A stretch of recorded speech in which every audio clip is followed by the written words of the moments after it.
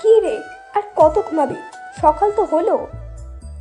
কি হয়েছে, এইভাবে ডাকছো কেন? তুই কলেজে যাবি না নাকি? তাড়াতাড়ি ওঠ। আর একটু ঘুমাতে দাও প্লিজ মা, প্লিজ। এই বলে আমি আবার শুয়ে পড়লাম। ওকে, তুই ঘুমা, আমি তোর বাবাকে পাঠাচ্ছি। বাবার কথা শুনে লাফ দিয়ে ঘুম থেকে উঠলাম। না না, বাবাকে ডাকতে হবে না, আমি উঠে পড়েছি। সত্যি বলতে বাবাকে যতটা ভয় পাই ততটা ভয় কাউকে আর পাই না। যে কাজ আমার দ্বারা সম্ভব না, বাবা থাকলে তা ভয়ের কারণে অনায়াসে সম্ভব হয়ে যায়। যা এবার ফ্রেশ হয়ে নাস্তা করতে আয়। ধুর, সকাল সকাল ঘুমটা ভেঙে দিলা তো। এখন সকাল সকাল? প্রায় দুপুর হয়ে গেল, আর তুই বলছিস যে সকাল সকাল? হয়েছে হয়েছে, গিয়ে নাস্তা রেডি করো, আমি আসছি। ওকে, তাড়াতাড়ি আয়। আমি চলে আসলাম ফ্রেশ হতে। এই মা, আপনাদের তো পরিচয়টাই দিলাম না। আমি হলাম বাবা মায়ের একমাত্র কলেজার টুকরা, নাম আমার ইমন। কিছুদিন পর পড়াশোনা শেষ করব, আর কিছু জানতে হবে না, বাকিটা পড়তে পড়তে জানবেন। ফ্রেশ হয়ে খাবার টেবিলে গেলাম। মা, পেতনিটা কই? আচ্ছা, তুই ওকে পেতনি বলিস কেন? তুমি দেখো না ও আমার পিছনে কিভাবে পড়ে থাকে। তুইও তো কম করিস না, ওর কাছে বাধা হয়ে দাঁড়াস। কি আমি ওর কাজে বাধা হয়ে দাঁড়াই? সরি সরি, ভুল বলেছি। আসলে ও তোর কাছে বাধা হয়ে দাঁড়ায়। সেটাই। এতক্ষণ যার কথা বলেছি ও হলো আমার ছোট বোন রিয়া, একটা ফাজিল মেয়ে, সবসময় আমার পিছনে পড়ে থাকে। ও এখন অনার্স প্রথম বর্ষে পড়ে। আর কিছু জানা লাগবে না। মা, আমার খাওয়া শেষ। সে কি, মাত্র খেতে বসলি, এখনই তোর খাবার খাওয়া শেষ? আমি কি রিয়ার মতো নাকি? আবার? সরি সরি, আর খাবো না, পেট ভরে গেছে। নাস্তা করে কলেজে যাওয়ার জন্য রেডি হতে লাগলাম। হঠাৎ তানভীরের ফোন। বল। কিরে, তুই কই? আমরা ক্যাম্পাসে অনেকক্ষণ ধরে বসে আছি। এই তো আসছি, আর 5 মিনিট লাগবে। শালা, তুই সব সময় দেরি করস, তাড়াতাড়ি আয়। ওকে, আসছি। কোনো রকম রেডি হয়ে বাইক নিয়ে কলেজে চলে গেলাম। আমাকে দেখে তানভীর বলল, কিরে, তোর আসতে এতক্ষণ লাগলো? আর বলিস না, রাস্তায় অনেক জ্যাম। শালা, তুই বলদি রয়ে গেলি। কেন? তুই ঠিক মতো মিথ্যাটাই বলতে পারিস না। ওকে, তুই আমাকে শিখিয়ে দিস। ঘুম থেকে উঠে লেট করে আবার দোষ দাস ট্রাফিকের। এই রে, ও কিভাবে জানলো? ধরা খেয়ে গেলাম না তো? তুই কিভাবে জানলি? থাক, আর প্রশ্ন করতে হবে না, চল ক্লাসে যাই। না, আজকে ক্লাস করব না, আজকে আড্ডা দিব। ওকে, অনেকদিন যাবত আড্ডা দিই না, তাহলে আজকে দিবি। আমি আর তানভীর ক্লাসে না গিয়ে আড্ডা দিচ্ছি। কিছুক্ষণ পর রিয়া আর তার ফ্রেন্ডরা আমার সামনে দিয়ে হেঁটে যাচ্ছে। কি রে, তুই ক্লাস করছিস নাই কেন?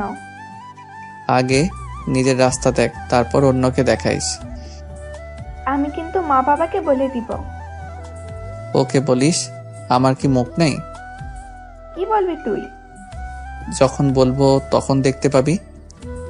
রিয়া আর কিছু না বলে রাগে ফুঁসতে ফুঁসতে চলে গেল। কিছু দূর যাওয়ার পর রিয়ার ফ্রেন্ড একজন আমাকে ডাকলো। আমি কাছে গেলাম আর আমি বললাম, আরে নীলা, কি খবর? এই তো ভালো। আপনার কি খবর? আমিও ভালো। এই তুই ওর সাথে কি কথা বলছিস? চল আমার সাথে। তুই যা, আমি ইমন ভাইয়ের সাথে কথা বলে আসবো। রিয়া আর কিছু না বলে চুপচাপ দাঁড়িয়ে রইল। কি জন্য ডেকেছো সেটা বলো। আসলে ভাইয়া কিভাবে যে বলি কথাটা। আরে বলোই না, আমার দেরি হয়ে যাচ্ছে। ভাইয়া, আপনাকে প্রথম দেখে আমি ভালোবেসে ফেলেছি, প্লিজ আমাকে গ্রহণ করুন। নীলার কথা শুনে পাশের একটা মেয়ে, সেও রিয়ার ফ্রেন্ড, ওর নাম সুমা, সে বলে উঠল, নীলা, তুই কি বলছিস এসব? আমি ইমন ভাইকে পছন্দ করি। না, আমি ইমন ভাইয়াকে অনেক ভালোবাসি, প্লিজ ভাইয়া আমাকে মানা করবেন না। আমি আর রিয়া ওদের কথা শুনে থ হয়ে দাঁড়িয়ে রইলাম।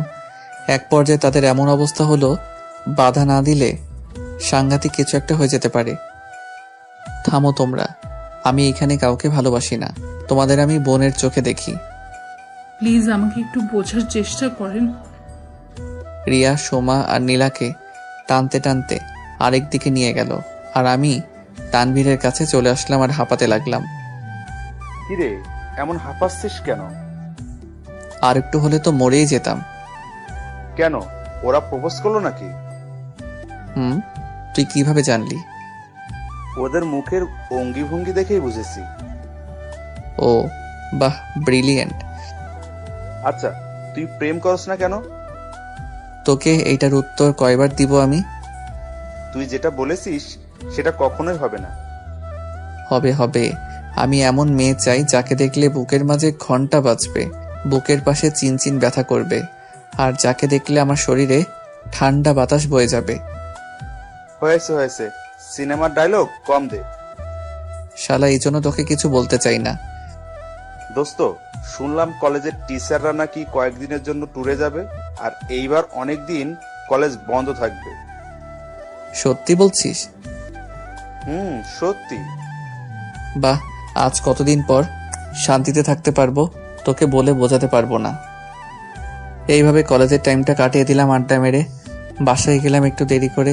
বাসায় ঢুকতে মা ডাক দিল। মায়ের কাছে গেলাম, দেখি মায়ের হাতে বেত একটা, আর পাশে রিয়া দাঁড়িয়ে হাসছে। তার মানে এই পেতনিটা হয়তো মাকে বানিয়ে বানিয়ে আমার নামে কিছু বলেছে। আজ তো কোনো অন্যায় করি নাই, তাহলে মা বেত নিয়ে দাঁড়িয়ে আছে কেন? কি হয়েছে মা, এইভাবে দারোয়ানের মতো দাঁড়িয়ে আছো কেন? দেখেছ মা, তোমাকে দারোয়ান বলছে। মাকে আরো রাগিয়ে দিল। আমি বললাম, এই তুই এত কথা বলছিস কেন? আমি মায়ের সাথে কথা বলছি, তোর সাথে না। আজ তোর কপালে দুঃখ আছে। কি করেছি আমি? তুই নাকি রিয়ার ফ্রেন্ডদের বিরক্ত করিস, আর ওদের নাকি আজকে প্রপোজ করেছিস। ও তাহলে এই ব্যাপার। বাহ, কলিজার বোন আমার নামে কি সুন্দর মিথ্যা বানিয়ে বলল। দাঁড়া, তোকে দেখাচ্ছি মজা। কিরে, কি বলছিস বিড়বিড় করে? মা যেটা বলেছে সেটা উত্তর দে। বিশ্বাস কর মা, আমি এমন কাজ করতেই পারি না।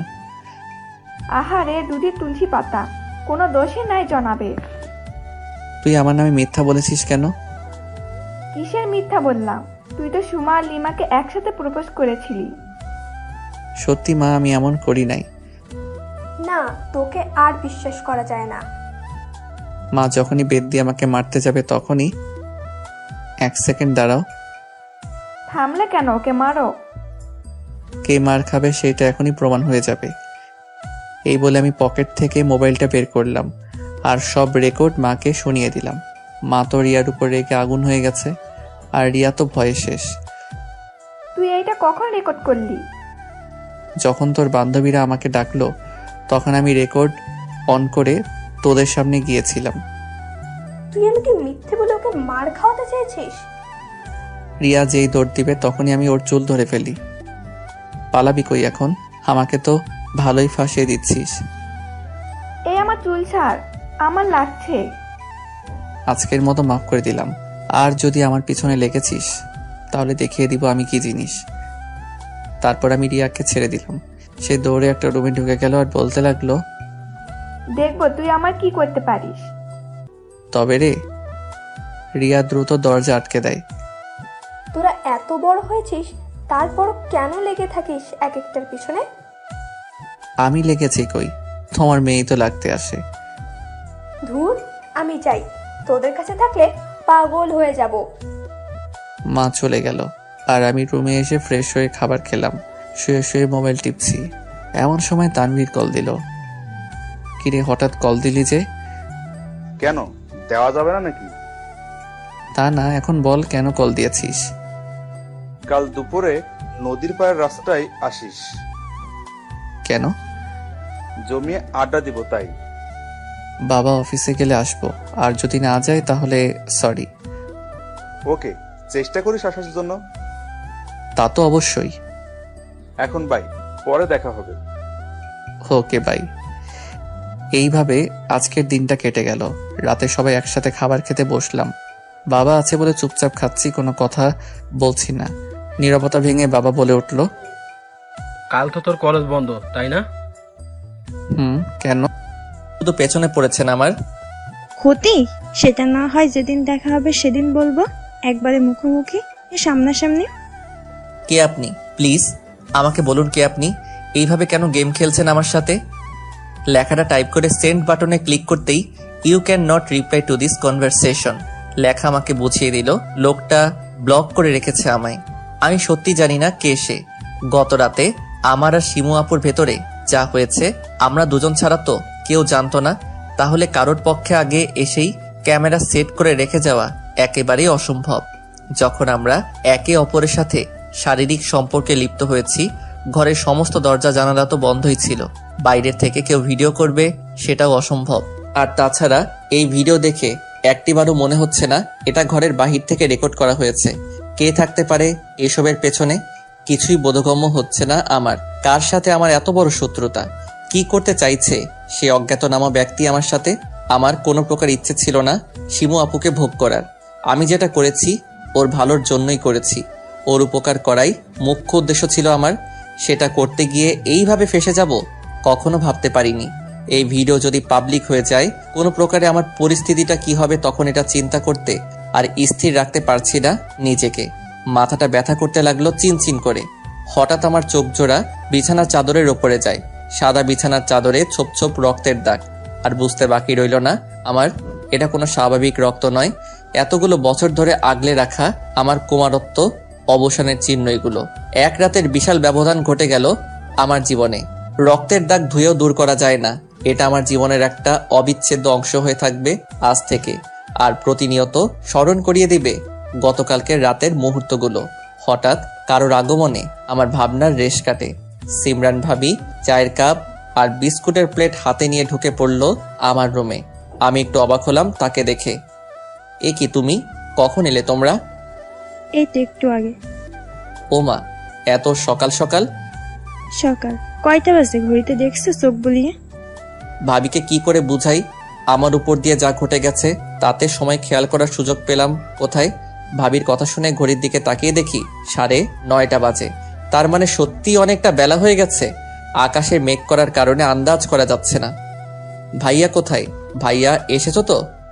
হ্যাঁ, তোমার ভাই এসেছে, সারা রাত জার্নি করে এসেছে, তাই তো এখন পড়ে পড়ে ঘুমাচ্ছে। আচ্ছা ঠিক আছে, তুমি এগুলো রেখে যাও, আমি একটু পরে খাবো। তা ঠান্ডা হয়ে যাবে কিন্তু। হোক। ভাবি আর আমার কোনো কথার অপেক্ষা না করে ঘর থেকে বেরিয়ে গেল। আমি টাওয়েলটা কাঁধে জড়িয়ে বাথরুমের ভেতরে ঢুকলাম। ট্রাউজারের ফিতাটা আলগা করতে সেটা গড়িয়ে পায়ের কাছে লুটোপুটি খেতে লাগলো। সম্পূর্ণ নগ্ন হয়ে আয়নার সামনে এসে দাঁড়ালাম। নিজেকে দেখে এই মুহূর্তে একটা অদ্ভুত অনুভূতি হচ্ছে আমার। যেন নিজের প্রতিবিম্বর উপর থেকে চোখ ফেরাতে পারছি না। নিজের শরীরে প্রতিটা অঙ্গ প্রত্যঙ্গের ভাঁজে ভাঁজে চোখ বুলিয়ে নিজেকে নতুন করে আবিষ্কার করছি। গতকাল রাতে শিমু আপু কাছাকাছি আসতে যে অনুভূতি কাজ করছিল, এখন যেন সেটা আবার জাগ্রত হচ্ছে ধীরে ধীরে। সামান্য আঙুলের স্পর্শ শরীরে শিহরণের সৃষ্টি করতে লাগলো, যেটা একেবারেই স্বাভাবিক নয়। আমি বুঝতে পারছি এই মুহূর্তে আমার শরীর একটা নারী দেহের প্রত্যাশা করছে, কিন্তু আমি শরীরের এই চাহিদা পূরণে অপারগ। নিজেকে শান্ত করতে পারছি না কিছুতেই। যেন রক্তের ভেতরে গরম লাভা ঢেলে দিয়েছে কেউ, যা শিরা উপশিরা দিয়ে প্রবাহিত হচ্ছে। ধীরে ধীরে হাতটা নিচের দিকে যেতে লাগলো আমার। তারপরে একটা নরম আদর মাখানো স্পর্শ। এই অভ্যাসের সাথে একেবারে সংযোগ ছিল না আমার, কিন্তু আজ এটা চর্চা করা ছাড়া কোনো উপায় নেই। নিজেকে সংবরণ করার জন্য নিজের অভ্যাসের বিরুদ্ধ চর্চা করতে লাগলাম। উপলব্ধি করছি এটা আমাকে গতরাতের শতভাগের 1 ভাগও আনন্দ দিচ্ছে না।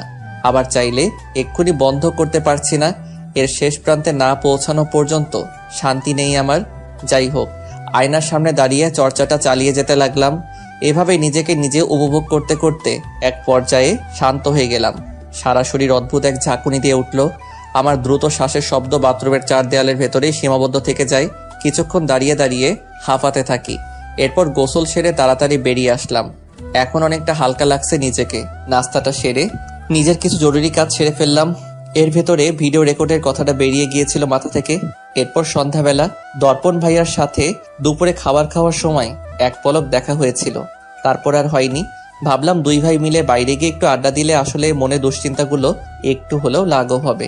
এমনিতে বিভিন্ন কারণে সকাল থেকে ঘেটে আসছি।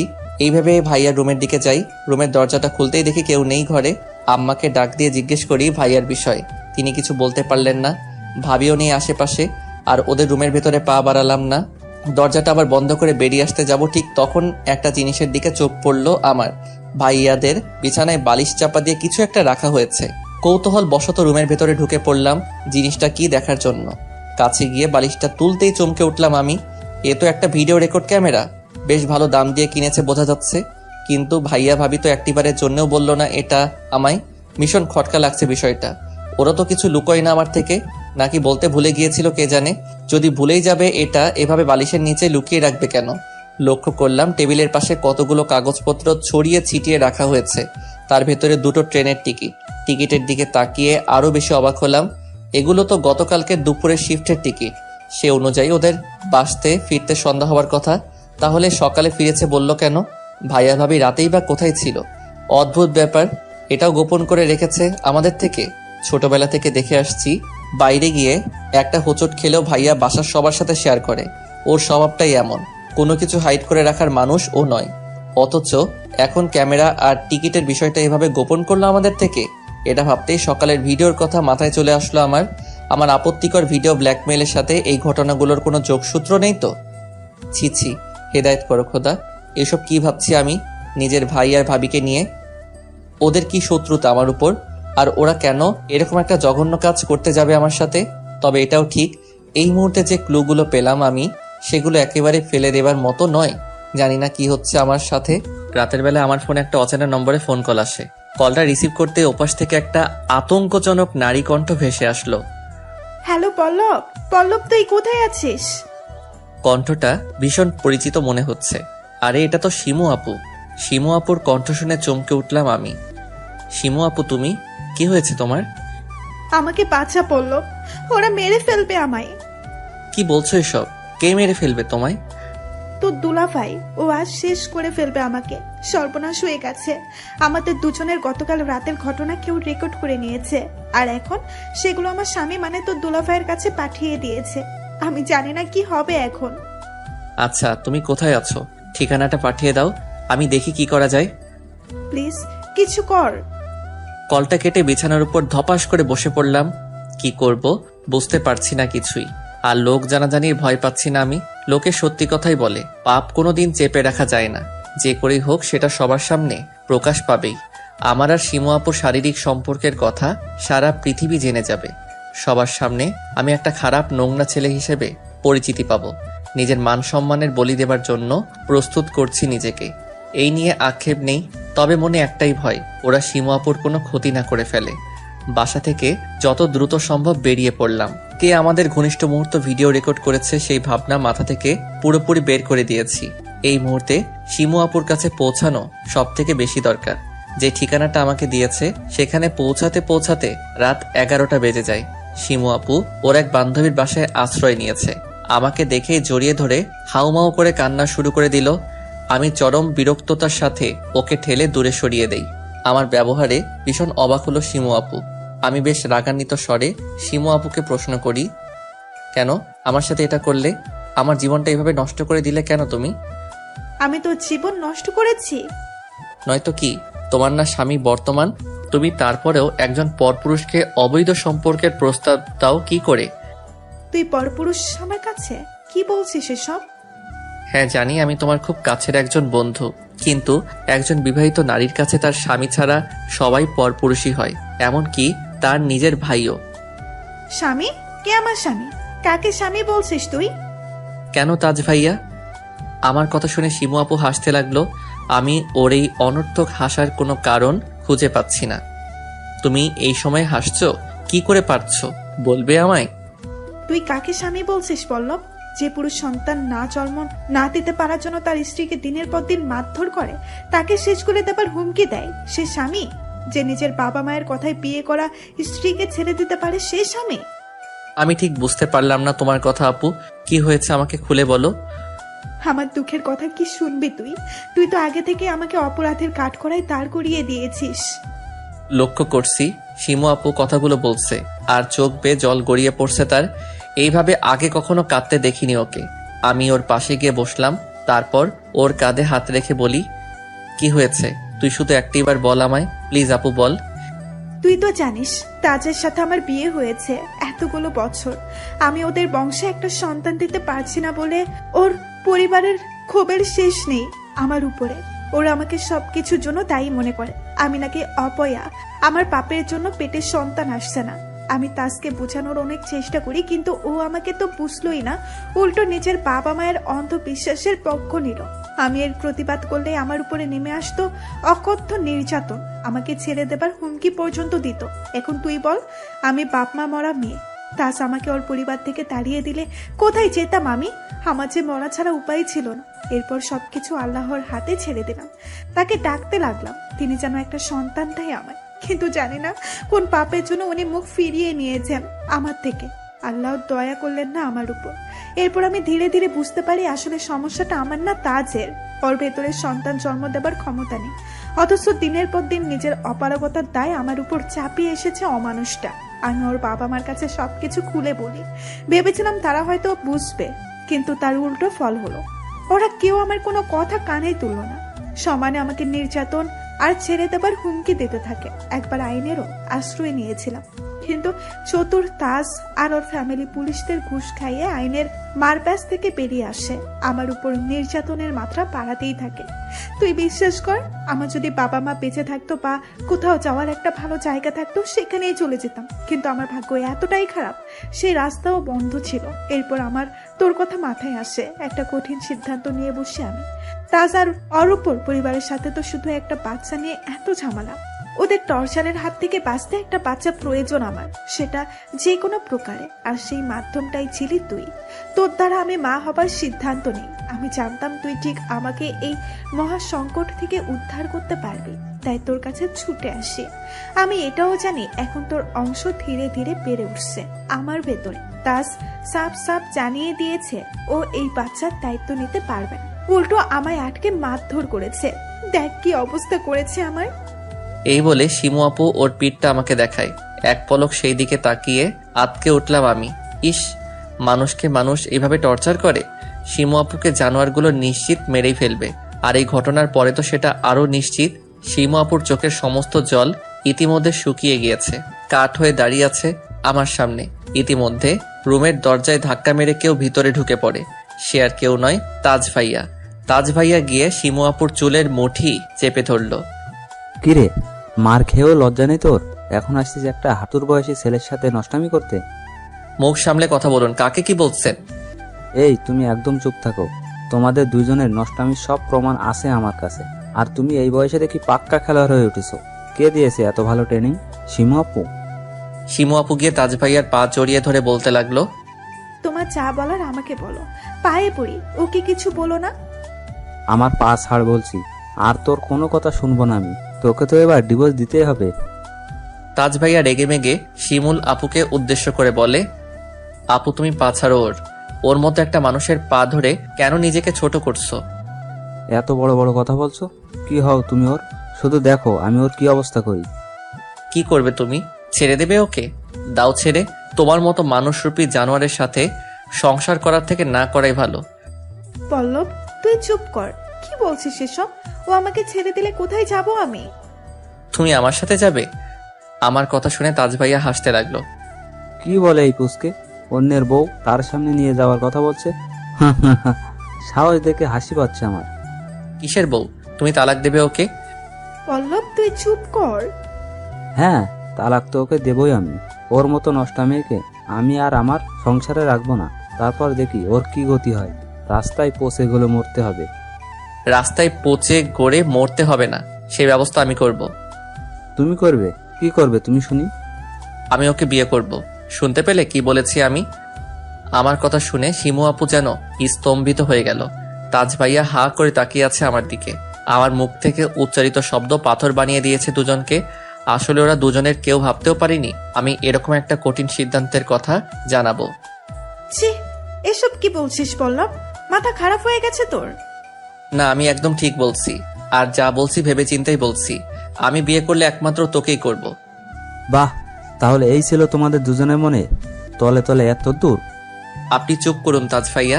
আর আপনার এত প্রবলেম কেন হচ্ছে বুঝতে পারছি না। আপনি তো একটু আগেই বললেন শিমু আপুকে ছেড়ে দেবেন, তাহলে? সে তো আমি ছাড়বই। আর তোমাদের দুজনের ব্যবস্থাও করব আমি। বিশেষ করে তোমার পুচকে, যখন সারা দুনিয়া তোমাদের অপকর্মের কথা জানতে পারবে, কিভাবে মুখ লুকাবে তুমি? তাজ ভাইয়ার কথা শুনে হঠাৎ ভিডিওর কথা মাথায় আসলো আমার। হ্যাঁ, এটাই সুযোগ, যদি এখন এই ভিডিওর বিষয়ে কিছু জানা যায়। আচ্ছা, আমাকে একটা কথা বলুন, এই ভিডিওটা আপনি পেলেন কোথায়? কে দিয়েছে আপনাকে? আমার কথা শুনে তাজ ভাইয়া ওহো করে হেসে উঠল। কে দিয়েছে আমি সেটা বলবো তোমায়? তুমি আমায় ভাবোটা কি? দেখুন, আমার সাথে কিন্তু আপনার কোনোদিন কোনো শত্রুতা ছিল না। আপনি শিমু আপুকে ছেড়ে দিবেন তো দেন, তারপর আপনি আপনার মতো থাকবেন। আমরা কেউ নাক গলাতে যাব না। দয়া করে এই ভিডিওটা কে দিয়েছে আপনাকে, তার নামটা বলুন, আমারও জানা দরকার। আবার এত বড় শত্রুটাকে কে পেছন থেকে এভাবে আমার পিঠে ছুরি মারছে? আমার মনে হয় তোমার সেটা না জানাই ভালো। যতটুকু জানতে পেরেছো তাই নিয়ে সন্তুষ্ট থাকো। কি জানতে পেরেছি আমি? যে ভিডিওটা দিয়েছে তার নাম বললেও তুমি হয়তো বিশ্বাস করতে পারবে না। সে খুব কাছের মানুষ তোমার। কাছের মানুষ? আমার কোন কাছের মানুষটা এত বড় একটা জঘন্য কাজ করলো আমার সাথে? তার নামটা বলুন প্লিজ। আমি আর কিছু বলতে পারবো না তোমায়, চললাম। আমার কথার কোনো ভ্রুক্ষেপ না করে তাজ ভাইয়া হন হন করে ঘর থেকে বেরিয়ে গেল। শিমু আপু বেরিয়ে যাবে, আমি ঠিক তখন ওর হাতটা ধরি। তুমি কোথায় যাচ্ছ? কোথায় আর যাবো আমি? আমার ওই জাহান্নাম ছাড়া যাওয়ার আর জায়গা আছে? না, তুমি আর তাজ ভাইয়ার বাড়িতে যাবে না। তাহলে কোথায় যাব? তুমি আমার সাথে যাবে। দেখ, ছেলে মানুষই করিস না, এটা হয় না। আমি কেন তোর সাথে যেতে যাব? আমাকে যেতে দে প্লিজ। তুমি গেলে ওরা আবার তোমার উপর টর্চার শুরু করবে। যা বলছি শোনো, যেও না। তুই বলছিস আমি তোর সাথে যাব? ঠিক আছে, তা না হয় গেলাম, কিন্তু কতদিন আমি তোর বাড়িতে গিয়ে উঠে থাকবো? সেই তো ফিরতেই হবে আমায়। তোমাকে আর আমার বাড়ি থেকে ফিরতে হবে না, আমি সেই ব্যবস্থা করব। বিয়ে করব তোমাকে আমি। এগুলো পাগলামি ছাড়া কিছু না। তোমার আর আমার বিয়ে, এটা হয় কখনো? কেন হয় না? আর একটা কথা বলো, যদি কালকের রাতের জন্য তোমার গর্ভে সত্যি আমার বাচ্চা আসে, তো তখন কি করবে তুমি? তাজ ভাইয়া কোনোদিন মেনে নেবে ওই বাচ্চা? সে তো এখন সবটা জানে। কেউ আসবে না, আসার আগেই তাকে শেষ করে দেব আমি। কি বলছো কি এসব? তুমি জানো এটা আরো বড় পাপ। আর তার থেকেও বড় কথা, আমি আমার সন্তানকে নষ্ট করতে দেব না তোমায়। ওকে আমি আমার পরিচয় বড় করব। বড্ড পাকা পাকা কথা বলছিস, তোর মুখে এত ভারী ভারী কথা মানায় না, চুপ কর। আচ্ছা, আর বলবো না, তবে আমি তোমাকে এত বড় একটা অন্যায় করতেও দেব না। এখন আমার সাথে চলো। শিমু আপু কিছুতেই আমার সাথে যেতে চায় না। আমি এক প্রকার জোর করে ওকে আমার গাড়িতে নিয়ে গিয়ে উঠাই, তারপর বাড়ির উদ্দেশ্যে রওনা দেই। জানি না বাড়ির লোকজনকে কিভাবে সামাল দেব। যাই হোক, কিছু একটা বুঝিয়ে বলতে হবে ওদের। হঠাৎ ফোনে একটা মেসেজ নোটিফিকেশন আসলো। ফোনটা ওপেন করতে চোখ দুটো ছানা বড়া আমার। আবারও সেই আইডি থেকে মেসেজ। কেমন আছো পল্লব? আমি কোনো রিপ্লাই দিলাম না। কি হলো, কথা বলছো না কেন? একটু আগে তোমার ভিডিওটা আবার দেখলাম। হ্যাঁ, আমি জানি, আমাকে এটা মনে করিয়ে দিতে হবে না। আমার কোনো সিক্রেট জিনিস আছে আপনার কাছে? তুমি কিন্তু বেশ হ্যান্ডসাম, তবে কাপড় ছাড়া আরো বেশি হ্যান্ডসাম লাগে। ছি, কি শুরু করেছেন আপনি এসব? Please stop, please. তোমার দেহের উপর থেকে চোখ ফেরাতে পারছি না আমি পল্লব। প্লিজ একবার ভিডিওর এই গেটআপে ধরা দাও না আমার কাছে। একবার নিজের চোখে দেখতে চাই তোমায়। কি বলতে চাইছেন আপনি? তুমি ভালো করে জানো আমি কি বলতে চাইছি। তুমি ছাড়া আমার যন্ত্রণা কে বুঝবে? শাট আপ, জাস্ট শাট আপ। আমি কথা দিচ্ছি, এবার তোমার আর আমার অন্তরঙ্গ দৃশ্যের ভিডিও করব না আমি। তোমায় আর ব্ল্যাকমেলও করব না। একবার, জাস্ট একবার। কি একবার? একবারের জন্য হলেও আমি তোমার সাথে সময় কাটাতে চাই। তোমার ছোঁয়া না পেলে আমি নিজেকে শান্ত করতে পারবো না কিছুতেই। মরে যাব আমি। তোমার যন্ত্রণায় নিজেকে জর্জরিত করে ফেলতে চাই পল্লব। না, আর পারা যাচ্ছে না। এই নোংরামি রীতিমতো বেড়েই চলেছে। ফোনের ডাটাটা অফ করে গাড়ির সিটের উপরে ছুঁড়ে মারলাম। এমনিতে তাজ ভাইয়াদের সাথে ঝগড়া করে মোডটা অফ, তার উপর এই বিরক্তিকর মেসেজ মেজাজটাই বিগড়ে দিয়েছে। বাসায় ফিরতে ফিরতে অনেক রাত হলো আমাদের। শিমু আপুকে গেস্ট রুমে রেখে আমি আমার ঘরে শুতে গেলাম। এমনিতেই ভীষণ টায়ার্ড হয়ে আছি। গা হাত পা ছেড়ে দিয়েছে একেবারে। যে পোশাকে ছিলাম সেইভাবেই শুয়ে পড়লাম। মাঝরাতে একটা অদ্ভুত শব্দে ঘুম ভেঙে যায় আমার। শব্দটা যেন ওই পাশের ফ্লোরের দিক থেকে আসছে, কিন্তু ওদিকে তো স্টোর রুম। স্টোর থেকে এত রাতে কিসের আওয়াজ আসছে? আমি স্টোর রুমের ভেতরে যেতেই কেউ পেছন থেকে লাঠি দিয়ে আমার মাথায় আঘাত করে। একটা অস্ফুট চিৎকার দিয়ে গিয়ে মাটিতে লুটিয়ে পড়লাম আমি। চারদিকটা ক্রমশ অন্ধকার হয়ে আসছে আমার। ভীষণ যন্ত্রণা হতে লাগলো মাথায়। বুঝতে পারলাম আমি জ্ঞান হারাচ্ছি। ঠিক তখন নিজের চোখে একটা অস্পষ্ট মুখ দেখতে পাই, যার হাতে একটা শক্ত মোটা লাঠি। নিজের কাছে চরম অবিশ্বাস্য প্রতিভাত হলেও সে আর কেউ নয়, শিমু আপু নিজেই। ওর হাতে লাঠি বেয়ে এক ফোঁটা উষ্ণ রক্ত আমার গালের উপরে পড়ল। ঘুম ভাঙতে ধরপর করে বিছানা ছেড়ে উঠে পড়লাম। এটা কি স্বপ্ন দেখলাম আমি? শিমু আপু কেন এমনটা করতে যাবে আমার সাথে? যাক বাবা, স্বপ্ন তো স্বপ্নই হয়, যা কখনোই বাস্তব হবার নয়। হয়তো কাল সারাদিন যে পরিমাণ ধকল গিয়েছে, এরকম উল্টাপাল্টা স্বপ্ন দেখা অস্বাভাবিক কিছু নাই। আচমকা ভাবির কণ্ঠস্বরে চমকে উঠলাম। এ কি, আজ এত তাড়াতাড়ি উঠে গেলে, কি ব্যাপার? না এমনি, ঘুমটা ভেঙে গেল হঠাৎ। আচ্ছা, শিমু আপু কি ঘুম থেকে উঠেছে? হ্যাঁ, উঠেছি অনেক আগে। আজ তোমার শিমু আপু চা করেছে, খেয়ে দেখো তো কে বেশি ভালো চা বানায়, আমি না তোমার শিমু আপু? কি যে বলো না, এই ব্যাপারে তোমার সাথে টেক্কা দিবে এমন কেউ আছে নাকি? আম্মা উঠেছে ভাবি? হ্যাঁ উঠেছে, তুমি চাটা তাড়াতাড়ি খেয়ে নাও, বরং আমার হাতে অনেক কাজ পড়ে আসছে। এই বলে সিমরান ভাবি আমার ঘর থেকে বেরিয়ে যায়। আমি সেদিকে তাকিয়ে চায়ের কাপটা হাতে নেই। চায়ের কাপে চুমুক দিতে দিতে ভাবতে থাকি, কিভাবে যে আম্মা আব্বার সাথে শিমু আপু আর আমার বিষয়ে কথা বলবো। ওরা সবটা শুনে কি আমাদের এই সম্পর্কটা মেনে নেবে? শিমু আপু আমার থেকে বয়সে অনেক বড়, ওর সাথে আমার খাপ খায় না কখনোই। কিন্তু শিমু আপুকে বাঁচাতে আর আমি যে পাপ করেছি, সেদিন রাতে তার প্রায়শ্চিত্ত যে করতেই হবে আমাকে। শিমু আপু যদি সত্যি সত্যি আমার সন্তান ওর গর্ভে ধারণ করে থাকে, সে অবৈধ পরিচয়ে পৃথিবীতে জন্ম নিক, এটা চাই না আমি। শুধু আমি কেন, পৃথিবীর কোনো বাবা এটা চাইতে পারে না? তার সন্তানকে বাইরের জগৎ তুচ্ছ তাচ্ছিল্য করুক, তাকে একটা জারদ সন্তান হিসেবে চিনুক। এটা শোনার থেকে মরে যাওয়া অনেক সুখের।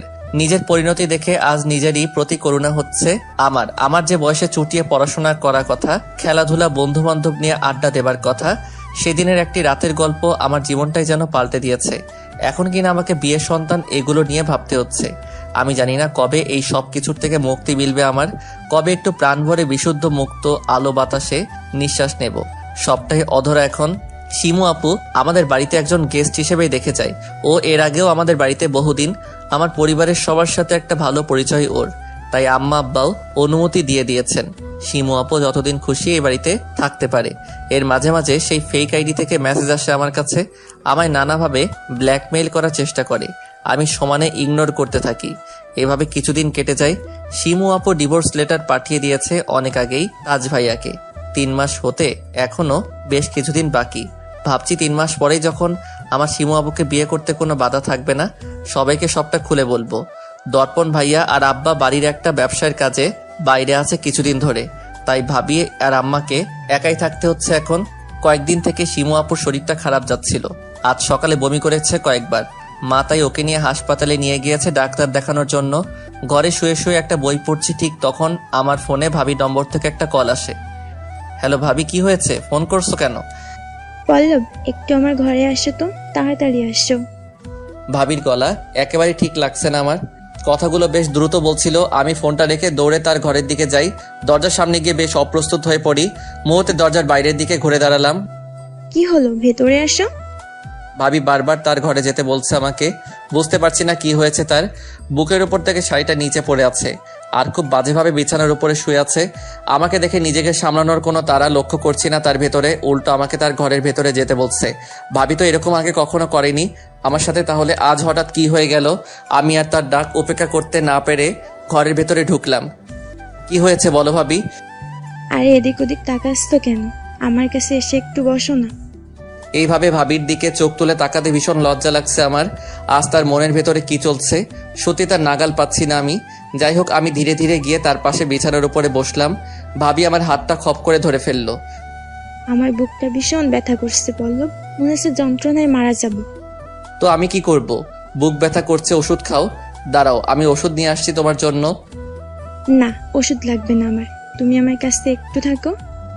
এই বলে ভাবি আমার হাতটা তার বুকের উপরে নিয়ে গেল। আমি কোনো প্রকার রেসপন্স করছি না। ভাবি এটা দেখে ভীষণ হতাশ হয়। আমায় একটা কথা বলবে পল্লব? কিছু মনে করবে না তো? আমি হাতটা ভাবির বুকের উপর থেকে সরিয়ে এনে বলি, কি কথা? তোমার ভাইয়ের কি কোনো প্রবলেম ছিল নাকি বিয়ের আগে থেকে? কিসের প্রবলেমের কথা বলছো? তুমি বুঝতে পারছো না? না, সত্যি পারছি না। কিসের প্রবলেম? আমার মনে হয় ওর ভিতরে কোনো সমস্যা আছে। আমরা একদম সুখে নেই পল্লব। ভাবি, তুমি তোমাদের স্বামী স্ত্রীর পার্সোনাল কথা আমাকে কেন বলছো? আমার মনে হচ্ছে সকালে শিমু আপুর সাথে তোমারও ডাক্তারের কাছে যাওয়া উচিত ছিল।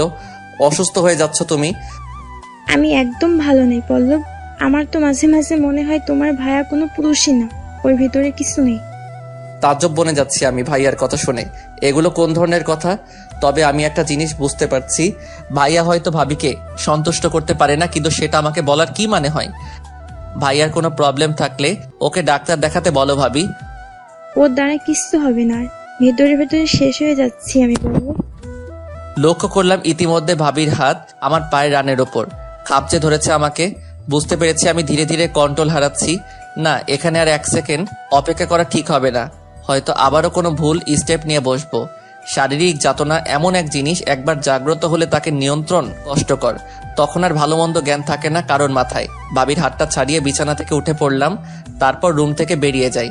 সামনের দিকে আসতেই দেখি শিমু আপু আর মা এইমাত্র বাড়িতে এসে ঢুকলো।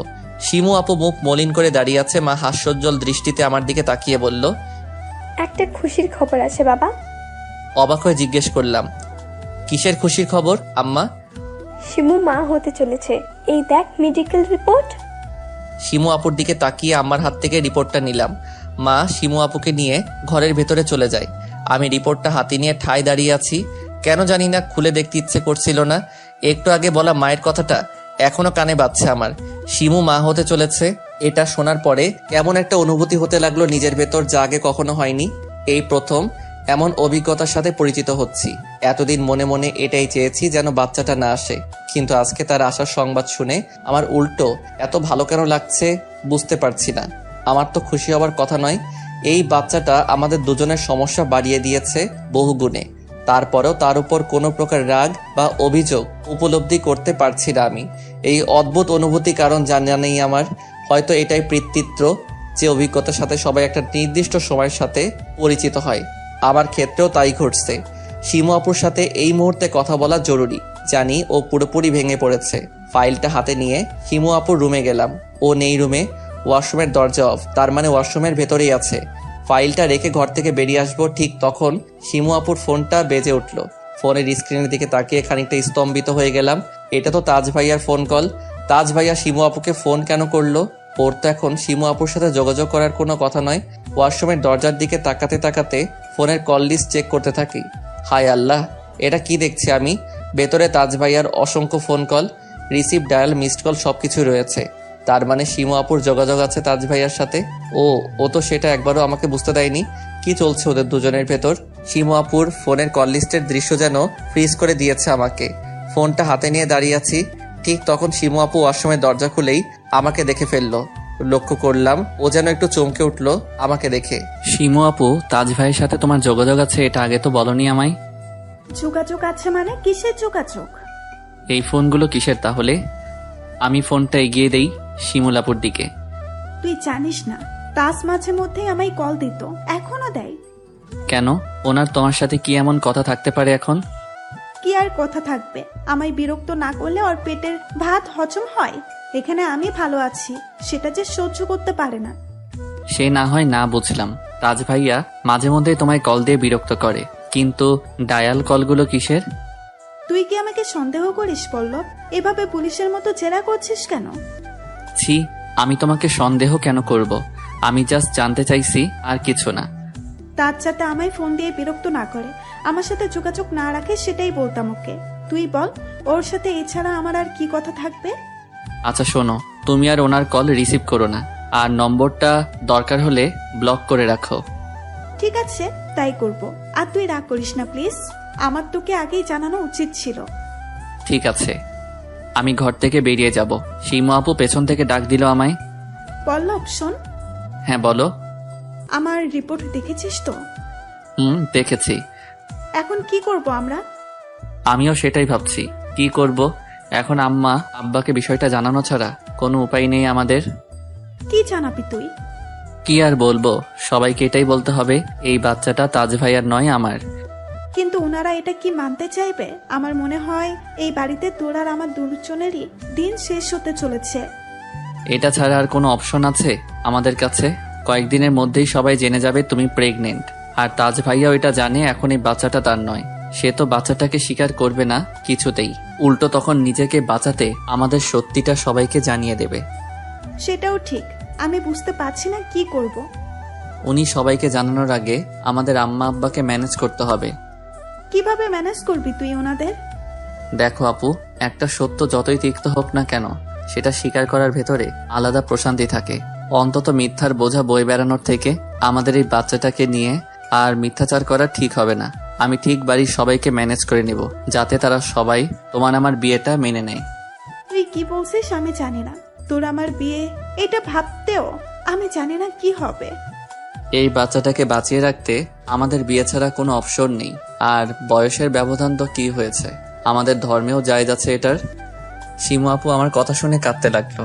ওর কান্নার কারণটা বুঝতে পারছি আমি। এই সময়ে ও মুখে না বললেও ওর ওপর থেকে যে ঝড় বয়ে যাচ্ছে সেটা উপলব্ধি করতে পারি আমি। আমাকে যত দ্রুত সম্ভব এই সমস্ত পরিস্থিতি ঠিক করতে হবে, না আর কিছুর জন্য না হোক, নিজের সন্তানের জন্য হলেও।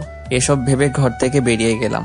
বেরিয়ে মেইন গেটের সামনে আসি, একটু বাইরে যাব বলে ঠিক তখন কেউ পেছন থেকে এসে চোখ দুটো চেপে ধরলো আমার। আমি একটু হলেও সেই হাতের স্পর্শ অনুমান করতে পারলাম। প্রাচী, তুমি কখন এলে? মেয়েটা আমাকে ছেড়ে দিয়ে হো হো করে হেসে উঠল। আমি পেছন ঘুরে তাকাই। হ্যাঁ, আমার অনুমানই ঠিক। প্রাচী আমার ভাবির ছোট বোন, অর্থাৎ দর্পণ ভাইয়ার শালিকা। ওর সাথে আমার বেশ ভালো বন্ধুত্বপূর্ণ সম্পর্ক, যদিও ও আমাদের বাড়িতে খুব একটা আসে না। তবে আমার মাঝে মধ্যেই ভাইয়া আর ভাবির সাথে ওদের বাড়িতে যেতাম। প্রায় 6 মাসের ওপরে কোনো প্রকার যোগাযোগ ছিল না আমাদের ভেতরে।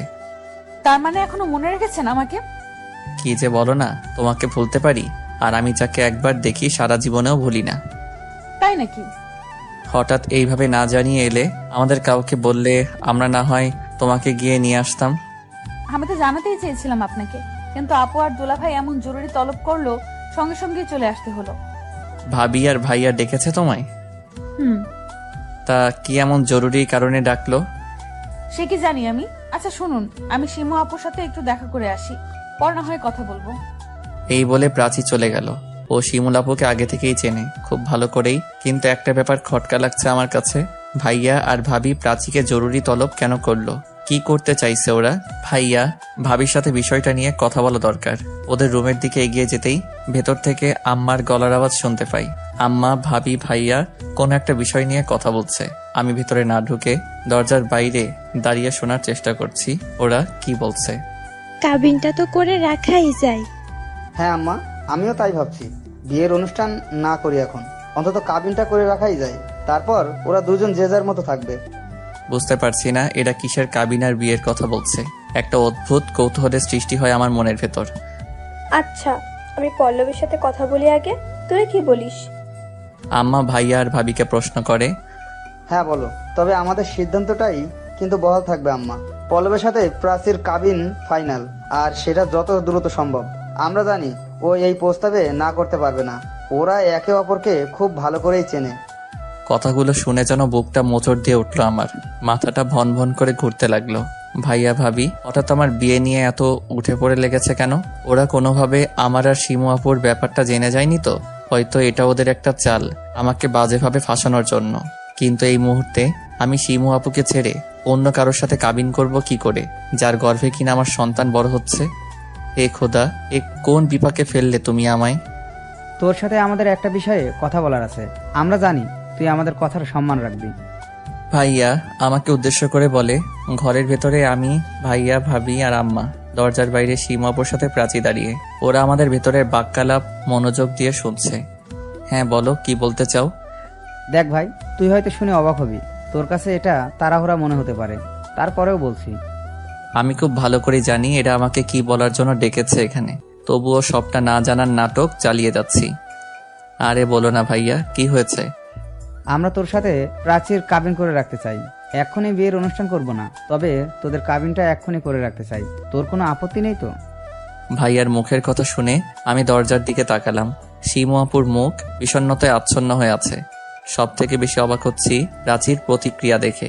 তার মানে ও আগে থেকেই জানতো সবটা, নয়তো একটু হলো নিজের বিয়ের কথা অবাক হতো। আমি এই মুহূর্তে ভাইয়া, ভাবি আর আম্মাকে কি করে শিমু আপু আর আমাদের বাচ্চার বিষয়ে বলবো বুঝতে পারছি না। কি হলো, কথা বলছিস না কেন? তোর প্রাচীকে বিয়ে করতে কোনো আপত্তি নেই তো? আচ্ছা, তোমার বাইরে কোনো অ্যাফেয়ার ট্যাফেয়ার নেই তো? ভাবির কথা শুনে ভাইয়া হেসে উঠলো হো হো করে। কি যে বলো না তুমি, ও করবে অ্যাফেয়ার? তাইলেই হয়েছে। মেয়েদের সামনে দাঁড়িয়ে কথা বলতে দেখেছে কোনোদিন ঠিকঠাক?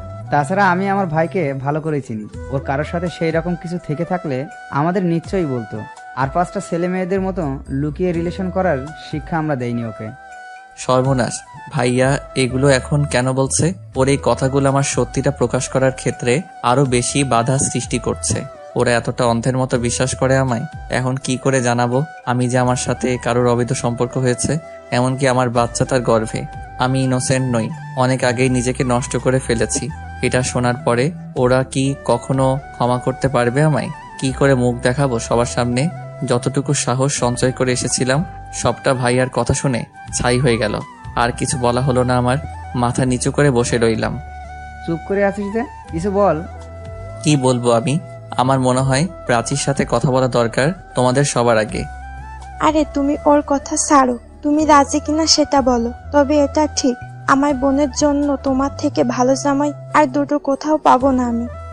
এবার বুঝেছি, ভাবি হয়তো গতকাল নাটক করেছিল আমার সাথে। দেখতে চেয়েছিল আমি কেমন ধরনের ছেলে, তা না হলে উনি এমন ব্যবহার কেন করবেন আমার সাথে? এখন বুঝতে পারছি ওনার বলার সমস্ত কথাগুলো মিথ্যে। উনি আসলে যাচাই করতে চেয়েছিল আমায় নিজের বোনের জন্য। কি হলো, তুই কি এখনো চুপ করে থাকবি? চুপ করে আসছো কেন, বুঝতে পারছো না? বেচারা সবার সামনে বড্ড লজ্জা পাচ্ছে যে। ওই এই বিয়েতে রাজি, মুখের দিকে তাকিয়ে দেখো, ঠিক বোঝা যাচ্ছে। সবাই নিজেদের মনের কথাগুলো আমার উপরে চাপিয়ে দিয়ে পরোক্ষভাবে রাজি করিয়ে দিল আমায়। আমি আর কিছু বললাম না, মাথা নিচু করে ঘর থেকে বেরিয়ে আসি।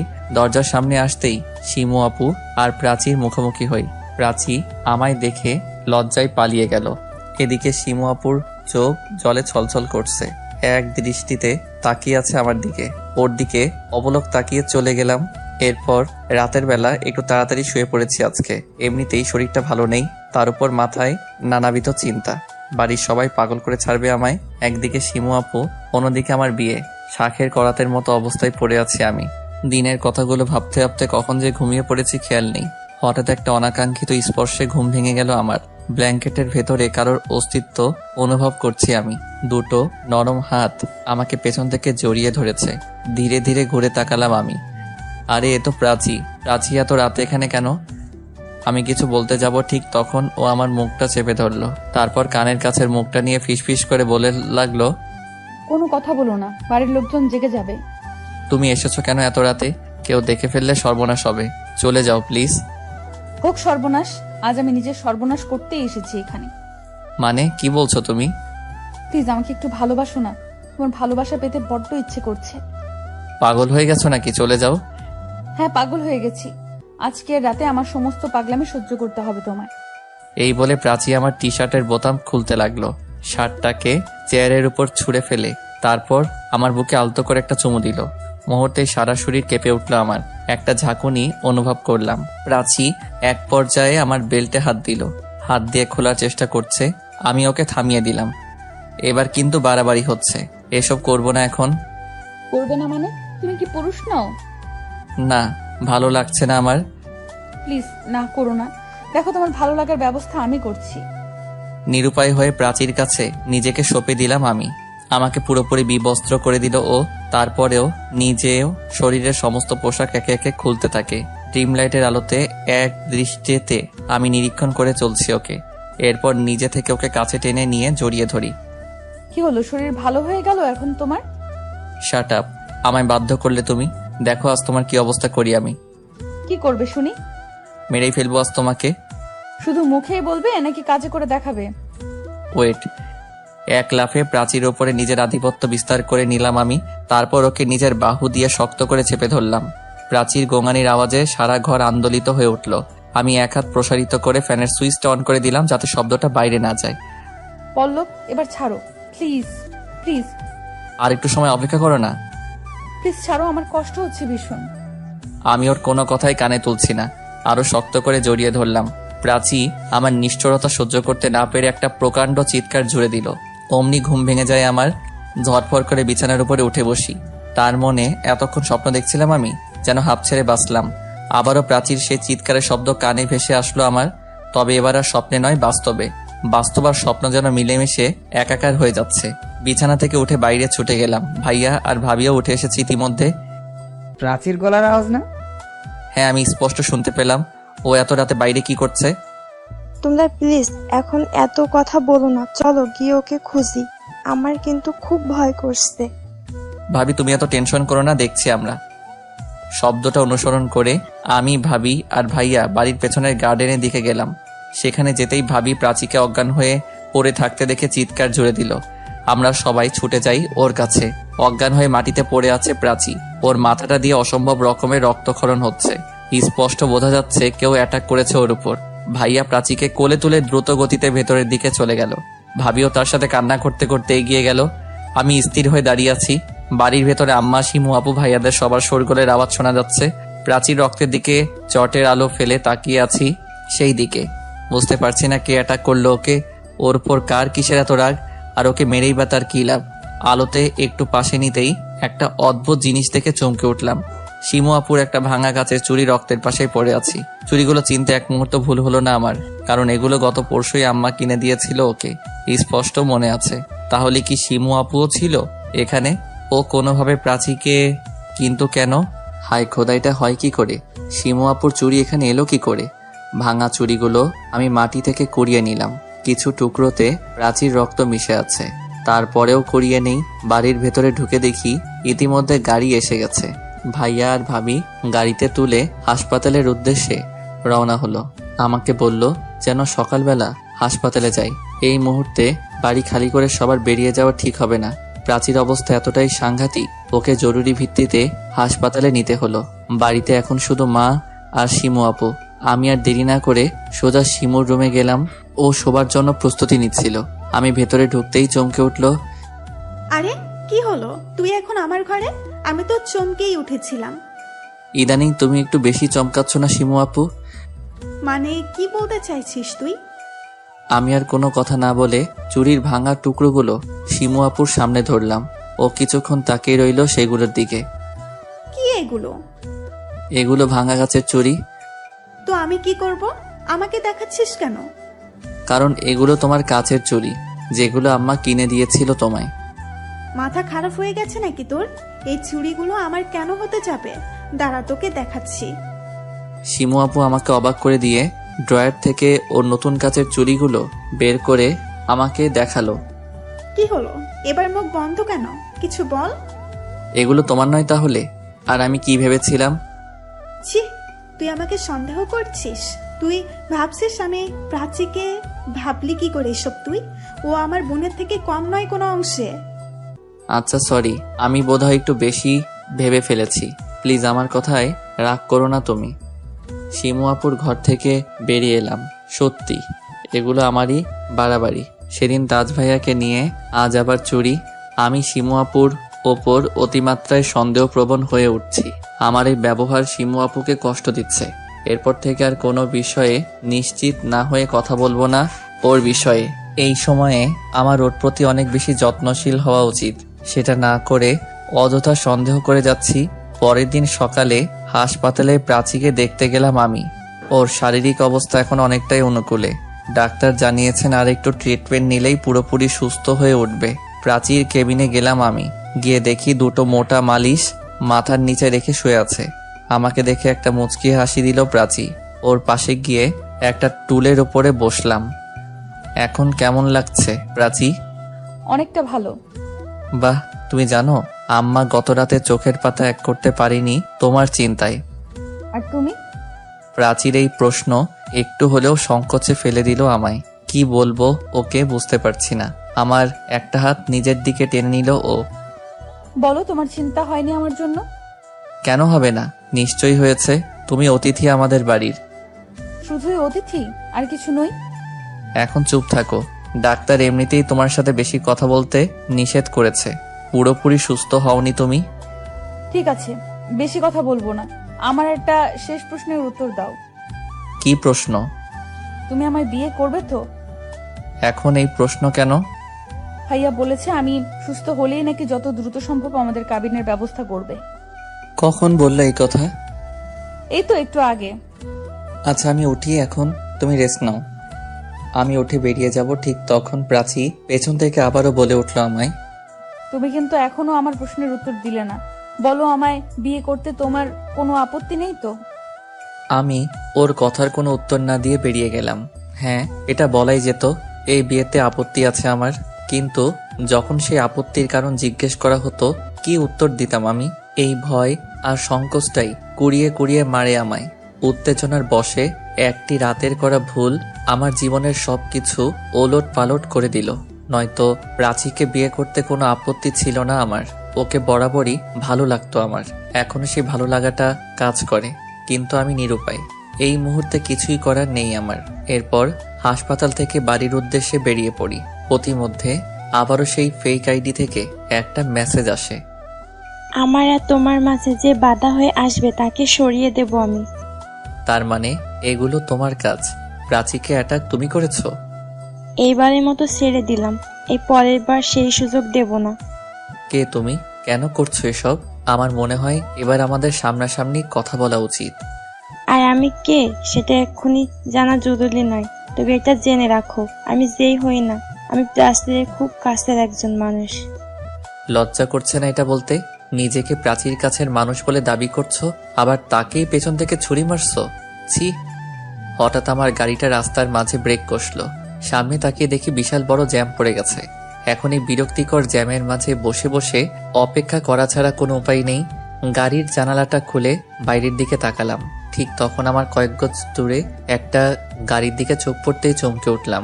যা দেখলাম বিশ্বাস করতে কষ্ট হচ্ছে। শিমু আপু আর তাজ ভাইয়া একটা গাড়ির ভেতরে বসে আছে। ওদের দুজনের মুখেই হাসির ছাপ স্পষ্ট। দেখে বোঝার উপায় নেই এদের ভেতরে ডিভোর্স হয়েছে কিছুদিন আগে। ইতিমধ্যে গাড়ি ছেড়ে দিল। শিমু আপু আর তাজ ভাইয়া আমার চোখের আড়ালে চলে গেল। বুঝতে পারছি না এরা দুজন একসঙ্গে কি করছে। শিমু আপু তাজ ভাইয়ার সম্পর্ক এতটাই তিক্ততায় পর্যবসিত হয়েছে, শিমু আপুর তাজ ভাইয়ার মুখ দেখবারই কথা নয়। যাই হোক, কথাগুলো ভাবতে ভাবতে বাড়িতে পৌঁছালাম আমি। গেট দিয়ে ভেতরে ঢুকে সোজা নিজের রুমে চলে গেলাম। শার্টটা খুলে ফ্যানের সুইচ অন করে বিছানার উপরে বসে পড়ি। হঠাৎ আমাকে চমকে দিয়ে একটা হাত আমার দিকে ঠান্ডা লেবুর শরবত এগিয়ে দিল। এ কি শিমু আপু তুমি? শিমু আপুকে দেখে মনে হচ্ছে স্বপ্ন দেখছি। ওকে আমি একটু আগে রাস্তায় দেখে আসলাম, আমার আগেই বাড়িতে পৌঁছালো কি করে ও? কেন, আমাকে দেখে কি ভয় পেয়ে গেলি নাকি? তুমি বাসায় আসলে কখন? বাসায় আসলাম মানে কি বলছিস তুই? আজ তাজ ভাইয়ার সাথে বেরোনি তুমি? পল্লব, তুই পাগল হয়েছিস? আমি তাজের সাথে বের হব? তোর কি সত্যিই তাই মনে হয়? তাহলে আমি রাস্তায় কাদের দেখলাম? স্পষ্ট দেখলাম তুমি আর তাজ ভাইয়া একটা গাড়ির ভেতরে বসে আছো। শিমু আপু আমার দিকে হা করে তাকিয়ে রইল। ও যেন আকাশ থেকে পড়লো আমার কথা শুনে। আমি নিজেও সংকোচের ভেতর পড়ে গেলাম। তাহলে কি যা দেখছি সবটাই মনের ভুল আমার? না, এত বড় ভুল হয় কি করে? আমি নিশ্চিত চোখের সামনে যা দেখেছি পুরোটাই সত্যি। দেখ, আমার মনে হয় প্রাচীকে নিয়ে তুই একটু বেশি ভাবছিস, তাই এসব ভুলভাল জিনিস দেখছিস। আমার কথা বিশ্বাস না হলে তোর আম্মাকে জিজ্ঞাসা করে দেখ। আজ কোথাও বের হইনি আমি। আম্মাকে জিজ্ঞেস করি শিমু কোথাও বের হয়েছিল কিনা। তার উত্তরে কিছুই পরিষ্কার হলো না। আম্মার বক্তব্য তিনি উপরের রুমে ছিলেন। শিমু আপু একবার তার ঘরে এসেছিল, তারপর আর দেখা হয়নি। আমার মনের সন্দেহই থেকে গেল। কোনো রকম কুল কিনারা হলো না। এরপর শিমু আপু আমার ঘর থেকে বেরিয়ে যায়। আমি ল্যাপটপটা খুলে বসে পড়ি। আজকে একটা বন্ধুর সাথে কথা হয়েছিল। ও আমাকে কনফার্ম করেছে যে করে হোক ওই ফেক আইডির আসল মালিককে খুঁজে বের করে দেবে। অর্থাৎ যে নম্বর দিয়ে অ্যাকাউন্ট খোলা হয়েছে সেটা পেয়ে গেলেই আসল কালপিট পর্যন্ত পৌঁছাতে পারবো আমি। আমার সেই বন্ধুটাকে নক করতে যাব। ঠিক তখন আবারও সেই ফেক আইডি থেকে একটা ভিডিও আসলো। ভিডিওটা ওপেন করতেই গা গুলিয়ে উঠলো আমার। What the hell? এগুলো আমাকে পাঠানোর সাহস হয় কি করে তোমার? একদিন তুমি আমি এইভাবে সময় কাটাবো। আই লাভ ইউ পল্লব। এটা কিছুতেই সম্ভব নয়, মরে গেলেও নয়। কেন নয়? আমি তোমাকে না পেলে কি করব তুমি ভাবতে পারছো না এই মুহূর্তে। আমাকে কিছু ভাবতেও হবে না, যা খুশি করে নাও তুমি। ভেবে বলছো তো? হ্যাঁ, ভেবেই বলছি। তোমার সেই ভিডিও কিন্তু এখনো আমার কাছে আছে। এটা ভাইরাল করতে 1 মিনিটও সময় লাগবে না আমার। কি চাও তুমি আমার কাছে? সত্যি করে বলো, কেন আমার লাইফটা হেল করে দিচ্ছ?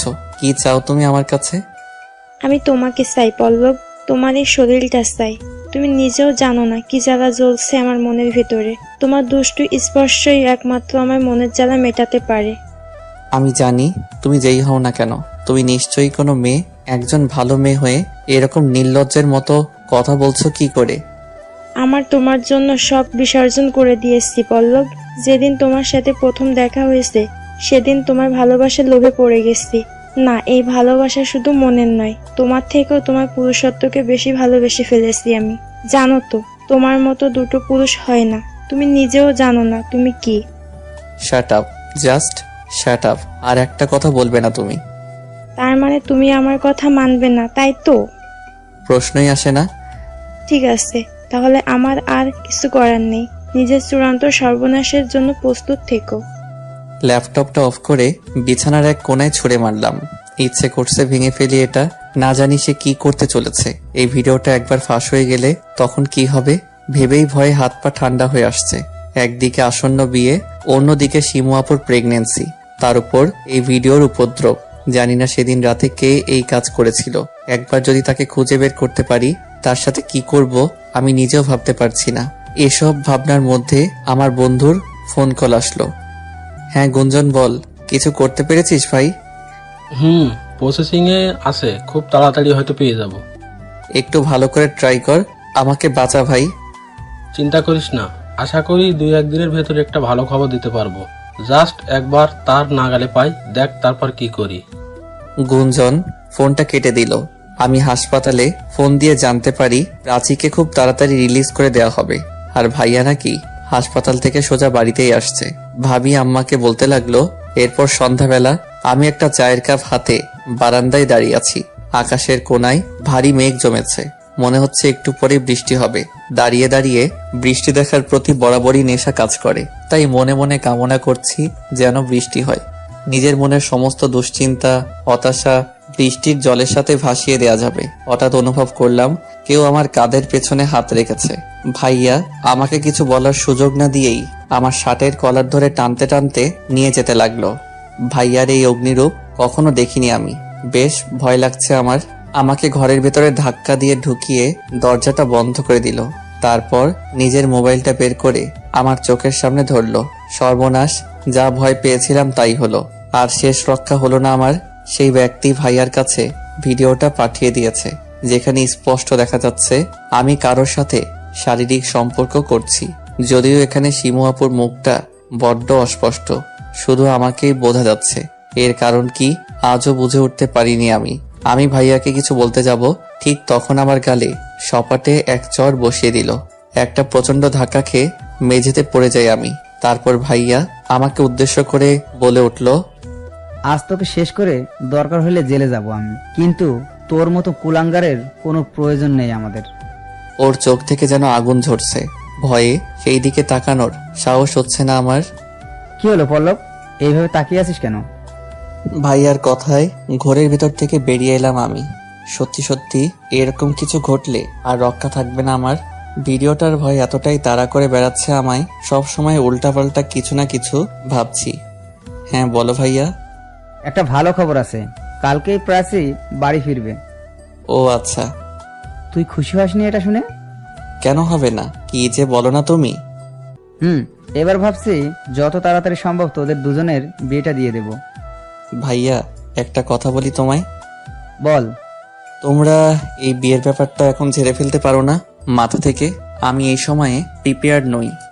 কিসের প্রিপারেশন? তুই আর প্রাচী জাস্ট কাবিন করে রাখবি এখন। এরপর যখন খুশি সংসার করবি।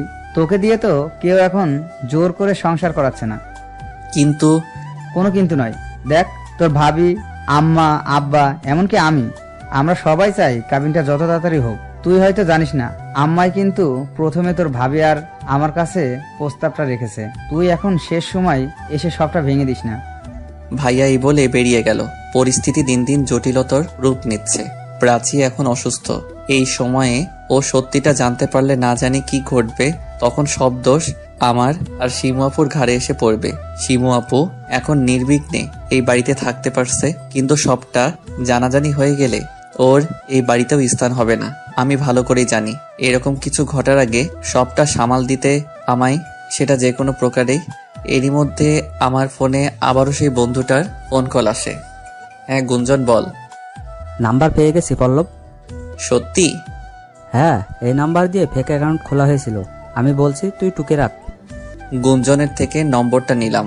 ব্যাস, এবার আর কিছু সময়ের অপেক্ষা। এই নম্বরই আমাকে আসল কালপিট পর্যন্ত পৌঁছে দেবে। নম্বরে ডায়াল করার আগে নিজের সিমটা চেঞ্জ করে নিলাম, যাতে কেউ আমাকে চিনতে না পারে। ফোনটা হাতে নিয়ে গুঞ্জনের দেওয়া নম্বরটা ডায়াল করতে থাকি, কিন্তু মুহূর্তেই হতাশ হতে হলো আমাকে। নম্বরটা নট রিচেবল বলছে। এ তো বেশ মুশকিল হয়ে গেল। এবার এই নম্বরের আসল মালিককে খুঁজে বের করব কি করে। আমি উপায়ন্তর না পেয়ে গুঞ্জনের কাছে আবারও ফোন দিলাম। ভাই, এটা তো ব্লান্ডার হয়ে গেল। কি হয়েছে? নম্বরটা নট রিচেবল বলছে। এখন কি করব আমি? ও, এই ব্যাপার। তুই একটা কাজ করতে পারিস, কয়েকটা দিন ওয়েট কর। নাম্বার আর কতদিন বন্ধ রাখবে, ঠিক খুলতেই হবে। আমার হাতে অপেক্ষা করার মতো এত সময় নেই গুঞ্জন, তুই প্লিজ হেল্প কর আমায়। দেখ, আমি কতটা কাঠখড় পুড়িয়ে এই নাম্বার জোগাড় করতে হয়েছে সেটা আমি একমাত্র জানি। এখন যদি নাম্বার নট রিচেবল বলে, কি করতে পারি আমি? আমার মাথায় একটা প্ল্যান এসেছে। তুই হেল্প করলে কাজটা একটু তাড়াতাড়ি করতে পারবো, আর তুই হেল্প না করলেও এখন এটাই করতে হবে আমায়। কি প্ল্যান? আমরা এই নম্বর থেকে ইউজারের সমস্ত ডাটা তো বের করতেই পারি, আর সেখানে থেকে সব বেরিয়ে আসবে। এত সহজ নয় রে বিষয়টা। এভাবে কারো ব্যক্তিগত ডাটা কালেকশন করা যায় না, খুব টাফ সেটা। হ্যাঁ, আমি জানি টাফ, অসম্ভব তো নয়। আমার সিম অফিসে একজন পরিচিত লোক আছে, ওর কাছে সাহায্য চাইতে পারি আমরা। হ্যাঁ, তুই বললেই সে করে দেবে। ছেলের হাতের মোয়া নাকি? যাই হোক না কেন ভাই, এটা করতেই হবে আমায়। তুই নিজেও জানিস না আমার এটা জানা কতটা জরুরি। আমাকে যে করেই হোক আসল কালপিট অব্দি পৌঁছাতেই হবে। আমিও জানতে চাই কে পেছন থেকে এত বড় সর্বনাশ করতে চাইছে আমার, কি চাইছে সে। তোর কথা কিছুই বুঝতে পারছি না আমি। কি হয়েছে আমায় বল। আমি গুঞ্জনকে সবটা খুলে বললাম, আমার আর শিমু আপুর শারীরিক সম্পর্কের কথা, ওর প্রেগনেন্সি, আমাকে ভিডিওর মাধ্যমে ব্ল্যাকমেইল, সবকিছু। গুঞ্জন সবটা শুনে আমাকে হেল্প করার আশ্বাস দিল, আর এটাও কথা দিল সব রকম পরিস্থিতিতে আমার পাশে থাকবে। সত্যি ওর মতো একজন বন্ধু পাওয়া ভাগ্যের ব্যাপার। আমরা দুজনে সিদ্ধান্ত নিলাম আগামীকাল সকালে উঠেই সিম অফিসে যাব, তারপর সেখানে গিয়েই বাদবাকি কাজ হবে। আজ ইচ্ছে করেই নিজে সেই ফেক আইডিতে নক দিলাম। সে হয়তো একটু বেশি অবাক হবে আমার আচরণে। এই মুহূর্তে এটাই করতে হবে আমায়। তাকে হাতে নাতে ধরার আগে নিজের অনুকূলে রাখতে হবে, যাতে নতুন করে আমার ক্ষতি করার কোনো সুযোগ না পায়। বিষয়টা অনেকটা টোপ দিয়ে মাছ ধরার মতো, আর এই বুদ্ধিটা আমার নয়, গুঞ্জনের। প্রথমে টাইপ করি। কি করছো? ঠিক আছো তো? আমি ঠিকই আছি, কিন্তু কি ব্যাপার বলো তো? আজ তুমি নিজে থেকে নক দিলে আমায়, মতলবটা কি? মতলব কিছুই না, তোমার খোঁজ নিতে ইচ্ছে করলো আজ একটু। মজা করছো আমার সাথে? একদমই না। সত্যি? আজকেও ভিডিওটা দেখলে আমার? হ্যাঁ, তোমাকে না দেখে থাকা সম্ভব? আর এইভাবে দেখতে কার না ভালো লাগে? ইচ্ছে করছে সবসময় দেখতে থাকি। তাই নাকি? যখন তোমার সামনে ধরা দেব তখন কি করবে তুমি? পালিয়ে যাওয়া চলবে না কিন্তু। কেন পালাবো? তোমাকে পুরোপুরি করে পাওয়ার জন্য সে কবে থেকে ব্যাকুল আমি। কেন পালাবো? যেদিন প্রথম দেখা হবে অনেক কষ্ট দেব তোমায়, যা সারা জীবনেও ভুলতে পারবে না। সেটাই আমার জন্য পরম প্রাপ্তি। আমার কষ্ট আর যন্ত্রণার বিনিময়ে যখন তোমার মুখে আনন্দের হাসি ফুটবে, সেটা চেয়ে চেয়ে দেখবো আমি। তোমার সমস্ত হিংস্রতা সেদিন আমাকে উজাড় করে দিবে। ভেবে বলছো তো? আমি হিংস্রের থেকেও হিংস্রতর, যার পরিধি তোমার সমস্ত ধারণা ছাপিয়ে বহুদূর পর্যন্ত বিস্তৃত। আমি প্রস্তুত, শুধু একবার ধরা দাও আমার সামনে। তোমার দেহের ভাঁজে ভাঁজে সমস্ত অঙ্গ প্রত্যঙ্গের সাথে নতুন করে পরিচিত হব আমি। আমরা চাইলে এখনো কিন্তু একে অপরের এই মনের ইচ্ছে পূরণ করতে পারি। কিভাবে? ভিডিও কলে এসো। আজ আমাকে নতুন করে আবার দেখাবো তোমায়। একে অপরের সাথে ভার্চুয়াল ভালোবাসা বিনিময় করব। এটা বলার পরে অপর পাশের আইডিটা চুপ হয়ে গেল। তার তরফ থেকে আর রিপ্লাই আসলো না। চেক করে দেখলাম আবারও ব্লক করে রেখেছে আমায়। হয়তো আমার চালাকিটা ধরতে পেরেছে। আসলে এইভাবে ধরা যাবে না তাকে। আমাকে বাঁকা রাস্তাতেই হাঁটতে হবে। আমি তার রেসপন্সের জন্য ওয়েট না করে ল্যাপটপটা অফ করে শুয়ে পড়লাম। পরের দিন সকালবেলা গুঞ্জন আর আমি সিম অফিসে গেলাম। এদিকে ভাইয়া হাসপাতালে গিয়েছে প্রাচীকে বাসায় নিয়ে আসার জন্য। আমারও যাবার কথা ছিল, কিন্তু কাজের বাহানা দিয়ে আটকে দিলাম। সিম অফিসে পৌঁছাতে পৌঁছাতে বেশ খানিকটা সময় লেগে গেল আমাদের। সেখানে আমার পরিচিত ব্যক্তি অর্থাৎ আকাশ ভাইয়ের সাথে কথা বলি। উনি আমাদের বসতে বললেন। এইভাবে অনেকটা সময় কেটে গেল। জানি না আজ এখানে এসে কতটা সফল হব। ভীষণ দুশ্চিন্তা হতে লাগলো আমার। একটু পরে আমাদের ভেতরে ডেকে পাঠানো হলো। আকাশ ভাই আমাকে উদ্দেশ্য করে বললেন, এটা তো কোনো পুরুষ ব্যক্তির সিম, কিন্তু তুমি আমাকে যে প্রবলেমের কথা বললে তাতে তো এটা হবার কথা নয়। কি বললেন? কোনো পুরুষের সিম এটা? কই দেখি তো। এই যে দেখো, ইউজারের নাম শফিকুদ্দিন তাজ। তাজ ভাইয়া? মাই গড, তার মানে তাজ ভাইয়ার নম্বর এটা? কিন্তু উনি আমার সাথে এমনটা কেন করতে যাবেন? তাহলে শিমু আপুর কোনো যোগাযোগ নেই তো এর সাথে? এমনটা তো হতেই পারে। তাজ ভাইয়ার সিমও ইউজ করে। এর আগেও এদের দুজনকে একসাথে দেখেছি, একে অপরকে ফোন কল করতে দেখেছি। তার মানে আমার সেই দেখাগুলো নিছকই মনের ভুল ছিল না? তাহলে কি আসল কালপিট শিমু আপু? হে খোদা, এটা কি করে হয়? আমি শিমু আপুকে ভালো করেই চিনি। ও আমার সাথে এত বড় প্রতারণা কেন করবে? তাছাড়া ওর সাথে আমার সবকিছুই হয়ে গেছে অনেক আগেই। যদি এই আইডির মালিক শিমু আপুই হবে, আমায় কেন এভাবে উদগ্রীব হয়ে বারবার পেতে চাইবে? নাকি এটা কোনো আইওয়াশ, যাতে আমি কারোর কোনো পরিকল্পনা ঘুণাক্ষরেও ধরতে না পারি? সেই কারণে আমাকে বিভ্রান্ত করার জন্য এগুলো বলা হয়। কিন্তু শিমু আপুর উদ্দেশ্যটা কি? ওর কি লাভ হচ্ছে এগুলো করে? না, সত্যি কিছু বুঝতে পারছি না আমি। আমাদের সন্তান বড় হচ্ছে ওর গর্ভে। আমার কিছুতেই নিজের মনকে এটা বিশ্বাস করাতে পারছি না। সবকিছুর পেছনে শিমু আপু আছে। নিজের থেকে বেশি বিশ্বাস করি আমি ওকে। কিন্তু এটাও তো ঠিক, ফোন নম্বরটা তাজ ভাইয়ের, আর তাজ ভাইয়ার সাথে একমাত্র শিমু আপুরই যোগাযোগ থাকার কথা। জানি না কার মনে কি চলছে, তবে আমাকে যত দ্রুত সম্ভব আসল কালপিটকে ধরতেই হবে। আমাকে অন্ধকারে রেখে অনবরত ব্ল্যাকমেইল করে যাবে, এটা হতে পারে না। কি হলো এখন? এত কি ভাবছিস? যা জানার ছিল জানা হলো তো। এখনো ক্লিয়ার হলো না কিছুই। কোথায় ক্লিয়ার হলো না? শেষ পর্যন্ত ছেলে বেরোলো। কোনো ছেলে তোর পেছনে লেগেছে। কি বলছিস? পাগল হলি নাকি? এই সময়ে ইয়ার কি ভালো লাগছে না একদম। আরে আজকাল সব হয়, তুই জানিস না হয়তো। তোর তাজ ভাইয়া এসব কেন করতে যাবে আমার সাথে? আমি নিশ্চিত ওনার নম্বর ব্যবহার করে কেউ আমার সাথে এই নোংরামিটা করছে, আর আমাদের ইন্টিমেট ভিডিওটা সে করেছে। কিন্তু কে হতে পারে সেটা? সেটা তো আমিও বুঝতে পারছি না। বুঝতে পারছি না বললে চলবে? আমাদের আসল কালপিট পর্যন্ত পৌঁছাতে হবে। এই ভাবনাই আমাকে দিনরাত ঘুমাতে দিচ্ছে না। আমি জানি না কি করে পৌঁছাবো তার কাছাকাছি, অর্থাৎ একেবারে হাতে নাতে ধরতে পারবো। আমার কাছে একটা প্ল্যান আছে পল্লব, জানি না তোর পছন্দ হবে কিনা। প্ল্যান? কোন প্ল্যানটা অ্যাপ্লাই করিনি বল। এখন নতুন করে কিসের প্ল্যানের কথা বলছিস তুই? চল যেতে যেতে বলি তোকে। তবে এইবারে কাজটা কিন্তু একটু অন্যরকম। অন্যরকম বলতে তোকে এমন কিছু করতে হবে যা তুই হয়তো করার কথা ভাবতেও পারিসনি আগে। গুঞ্জন কি প্ল্যানের কথা বলছে আমি জানি না। সিম অফিসের আকাশ ভাইয়ের থেকে বিদায় নিয়ে রাস্তায় বেরিয়ে পড়লাম আমরা। তারপর পরবর্তী পরিকল্পনা নিয়ে দুজন আলোচনা করি। বাসায় পৌঁছাতে পৌঁছাতে বিকেল হয়ে গেল। এসে দেখি প্রাচীকে বাসায় আনা হয়েছে। ও এখন প্রায় পুরোপুরি সুস্থ। সিমরান ভাবি ওর পাশে বসে আছে। আমি ভাবিকে খাবার দিতে বললে সে উঠে যায়। আমি প্রাচীর পাশে এসে বসলাম। এখন ঠিকঠাক তো? হ্যাঁ। যাক ভালো। কোথায় গিয়েছিলে তুমি? ফিরতে এত দেরি হলো? একটা জরুরি কাজে গিয়েছিলাম। জরুরি কাজ? কি এমন জরুরি কাজ পড়লো তোমার? আমি ভেবেছিলাম অন্তত তুমি আজকে আমাকে আনতে হসপিটালে যাবে। কেন, ভাইয়া গিয়েছিল তো? ভাইয়া আর তোমার যাওয়া এক হলো? মানে তোমাকে কিছু বলার নেই সত্যি? আমি কিছু বলতে যাব ঠিক তখন রান্নাঘর থেকে ভাবির গলার আওয়াজ ভেসে আসলো। আমি উঠে গেলাম। প্রাচীর ঘর থেকে বেরিয়ে যেতে যেতে একটা বিষয় খেয়াল করলাম। প্রাচী আমাকে এখন তুমি বলে সম্বোধন করছে, আর সাথে বলার ক্ষেত্রে যে জড়তা কাজ করত ওর, তার শিকে ভাগও নেই এখন। ইদানিং বড্ড অধিকার ফলিয়ে কথা বলছে আমার সাথে, যা আমার একদম ভালো লাগে না। খাবার দাবার খেয়ে নিজের ঘরে চলে আসি। তারপর দরজাটা বন্ধ করে ল্যাপটপ নিয়ে বসে পড়ি।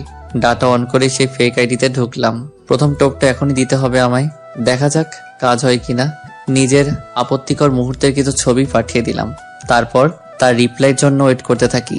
প্রায় 1 ঘন্টা পরে রিপ্লাই আসে। এটা তুমি? হ্যাঁ আমি। কোনো সন্দেহ আছে? তোমার চেহারা দেখা যাচ্ছে না, বুঝবো কি করে? সত্যি এটা আমি? বিশ্বাস করি না। তো কিভাবে বিশ্বাস করাতে পারি? নিজের চেহারা সহ একটা পিক তুলে আপলোড করো, আর অবশ্যই এমন ভাবে তুলবে। এই মুহূর্তে একে নিজের জালে ফাঁসাতে হলে যা চাই তাই করতে হবে। গুঞ্জন আগেই বলেছিল আমাকে এমন কাজ করতে হবে যা আগে ভাবতেও পারিনি। সত্যি এই জঘন্য কাজগুলো করতে হবে এটা আমার ভাবনারও অতীত। আমি নিজেকে পুরোপুরি উজাড় করে কিছু ছবি তুলে পাঠিয়ে দিলাম। সে আমাকে দেখে পুরোপুরি অবাক, যেন ভাবতেই পারছে না আমি এটা করে দেখিয়েছি। আমার বিশ্বাস হচ্ছে না, সত্যি এটা তুমি? হ্যাঁ আমি। কাল ওভাবে আমাকে কিছু না বলে চলে গেলে কেন? আমি সত্যি বুঝতে পারিনি তুমি এতটা সিরিয়াস। এখন বুঝলে তো? হ্যাঁ। আমরা কিন্তু চাইলেই এক হতে পারি। আমার মনে হয় দুজনের আর আড়ালে থাকার প্রয়োজন নেই। কিন্তু তুমি আমাকে কি অ্যাকসেপ্ট করতে পারবে? ভুল বুঝবে না তো? ভুল বুঝবো না। দেখো আমি জানি আমার যা প্রয়োজন একমাত্র হয়তো তুমিই দিতে পারবে। কি করে বুঝলে? তোমার আমার প্রতি এতটা আগ্রহ আমাকে বুঝতে সাহায্য করেছে। আমি কথা দিচ্ছি তুমি যেই হও না কেন আমি আমার সমস্ত রকমের ভালোবাসা শুধু তোমাকেই দেব। কিন্তু আমার যে ভয় হয়, তুমি আমায় একবার দেখলে পিছিয়ে যাবে না তো? ঠিক আছে, তার উপায় আছে। কি উপায়? আজ রাতেই একে অপরের কাছাকাছি যেতে চাই আমরা। তবে আমি কথা দিচ্ছি তোমার যদি আমার সামনে আসতে এতটাই সংকোচ, আমি দেখবো না তোমায়, নিজের চোখ বেঁধে রাখবো প্রয়োজন পড়লে। তারপর অন্ধকার ঘরে দুজন দুজনকে সারা রাত ভালোবাসবো। তোমার এতদিনের সমস্ত ইচ্ছে পূরণ করব আমি, সাথে নিজেরও। তুমি একটু বেশি তাড়াহুড়ো করে ফেলছো না? না, আমার আজকেই প্রয়োজন তোমায়, ভীষণ প্রয়োজন। আমি জানি না আজ কি হয়েছে আমার ভেতরে, তোমাকে বড্ড পেতে চাইছে। জানি না এরপরে কি হবে। তোমার প্রতি এমন অদ্ভুত আকর্ষণ হয়তো আর কখনো কাজ করবে না। না, এভাবে বলো না প্লিজ। আজ রাতেই আমরা মিলিত হব, তবে একটা শর্ত আছে। কি শর্ত? আমি নয়, তুমি আসবে আমার কাছে। আমি অন্ধকার ঘর রেডি করে রাখবো। তুমি এসে আমার সমস্ত ইচ্ছে পূরণ করে চলে যাবে। না তুমি আমার মুখ দেখবে, না আমি তোমার মুখ দেখব। শুধু আমাদের দুইজনের শরীরে একে অপরের অনুভব করবে। ঠিক আছে, তুমি বলো কোথায় আসতে হবে। আমি তোমার সব শর্তে প্রস্তুত। শুধু এইটুকু দেখো আমার আপ্যায়নে যেন কমতি না পড়ে। না পড়বে না, তুমি আসো। সে আমাকে একটু পরে একটা অ্যাড্রেস পাঠিয়ে দেয়। আমাদের বাসা থেকে একটু দূরেই একটা আবাসিক হোটেলে আজ রাতে তার সাথে সাক্ষাৎ হবে আমার। এক প্রকার উত্তেজনা কাজ করতে লাগলো নিজের ভেতরে। না, এটা শারীরিক কোনো উত্তেজনা নয়, মনের উত্তেজনা। পরিশেষে আজ নিজের অপরাধীকে হাতে নাতে ধরতে পারবো। রাত 10টার দিকে আমাদের হোটেলে দেখা করার কথা। আমি বাড়ি থেকে বেরিয়ে পড়ি।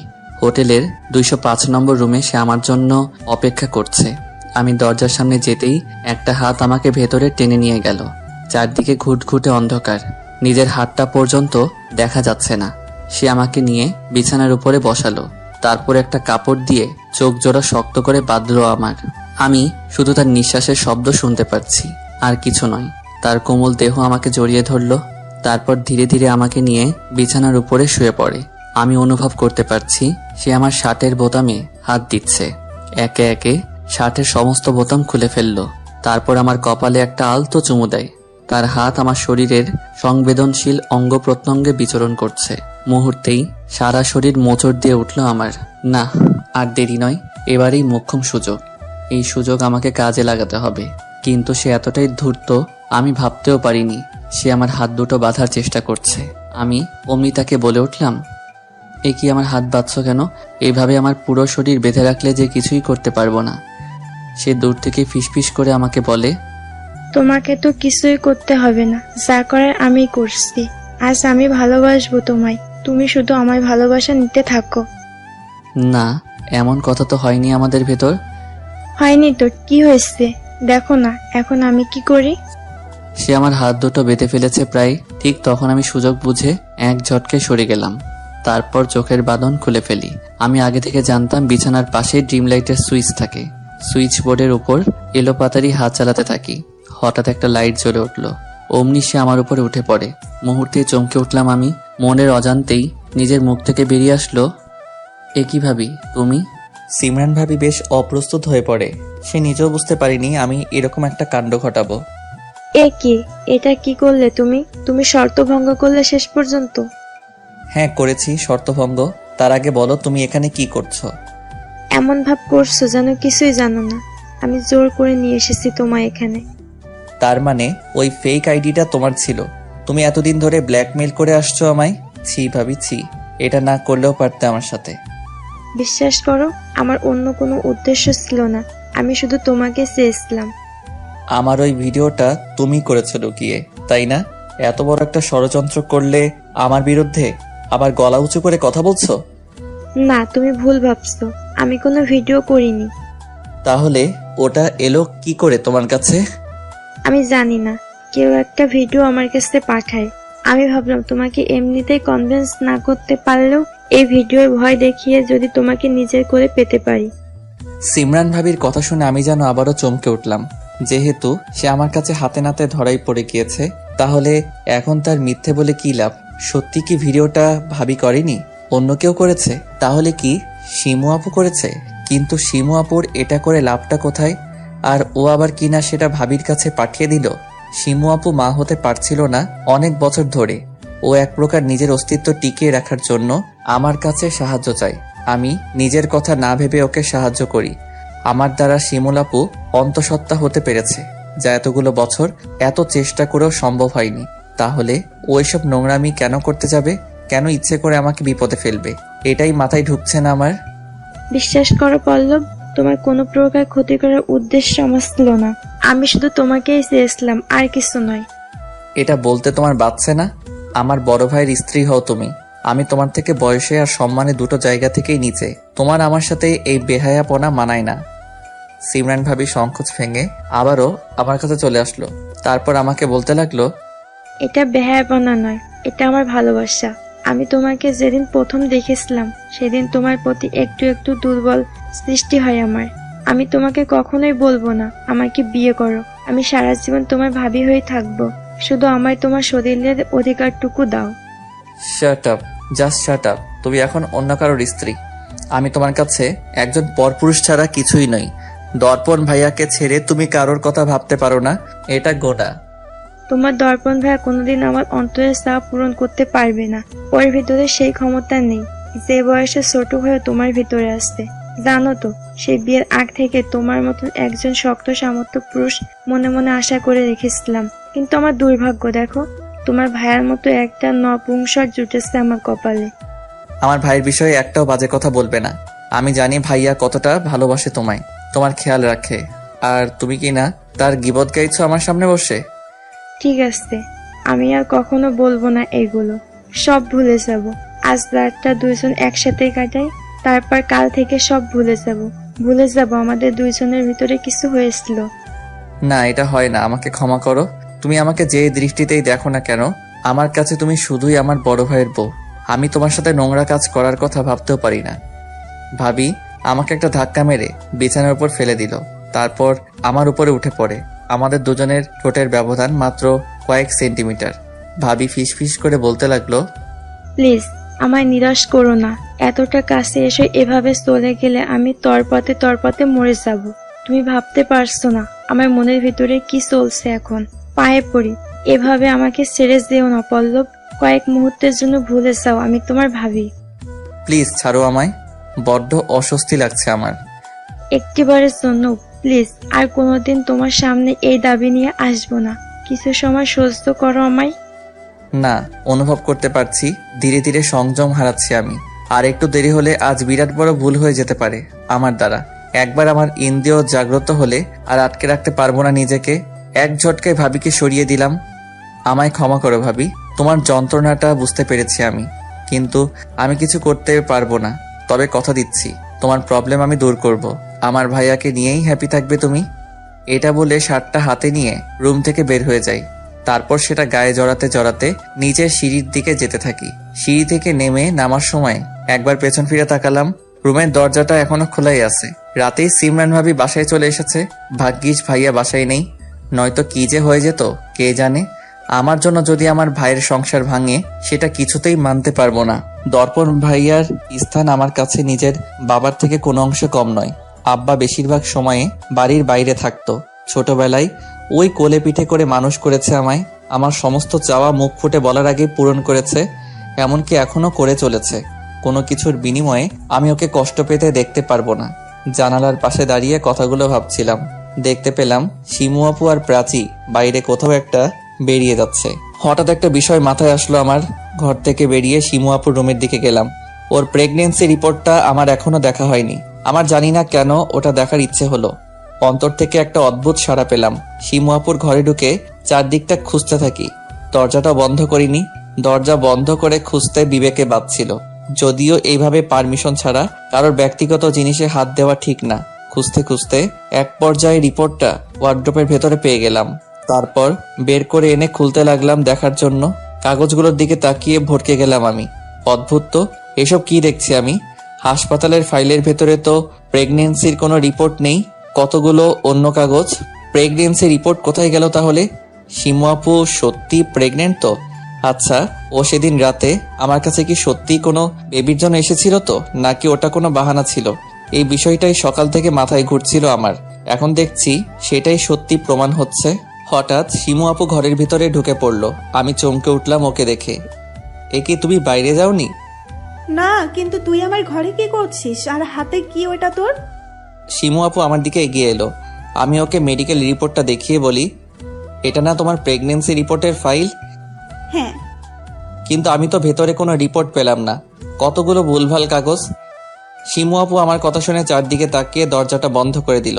তারপর নিজের বিছানার চাদরের নিচ থেকে কতগুলো কাগজ বের করে আমাকে দেখায়। এই যে রিপোর্ট, আমি ইচ্ছে করে লুকিয়ে রেখেছিলাম। কিন্তু কেন? এই বাড়ির সবাই তো জানে তুমি প্রেগনেন্ট, তাহলে লুকোনোর কি আছে বুঝলাম না। আমি আমার ব্যক্তিগত কিছু প্রয়োজনে লুকিয়ে রেখেছি, তুই বুঝবি না এসব ব্যাপার। বাড়ির লোকজন ছাড়াও বাহির থেকে আরো কত লোক আসে এই বাড়িতে, জানিস তো? আচ্ছা, তা তুই প্রাচীর সাথে কোথায় বেরিয়েছিলে, আবার যেতে না যেতেই ফিরে আসলে? ও এই বলেছিল একটু মার্কেটে যাবে আমাকে নিয়ে। রাস্তায় যেতে না যেতেই মাইগ্রেন প্রবলেম শুরু হলো, আর যেতে পারলাম না। আমি শিমু আপুর কথা শুনে ঘর থেকে বেরিয়ে আসবো, ঠিক তখনও পেছন থেকে ডাক দিল আমায়। আচ্ছা, একটা কথা জিজ্ঞেস করি তোকে পল্লব? হ্যাঁ বলো। এই বিয়েতে তোর মত আছে তাই না? কোন বিয়েতে? কোন বিয়েতে আবার?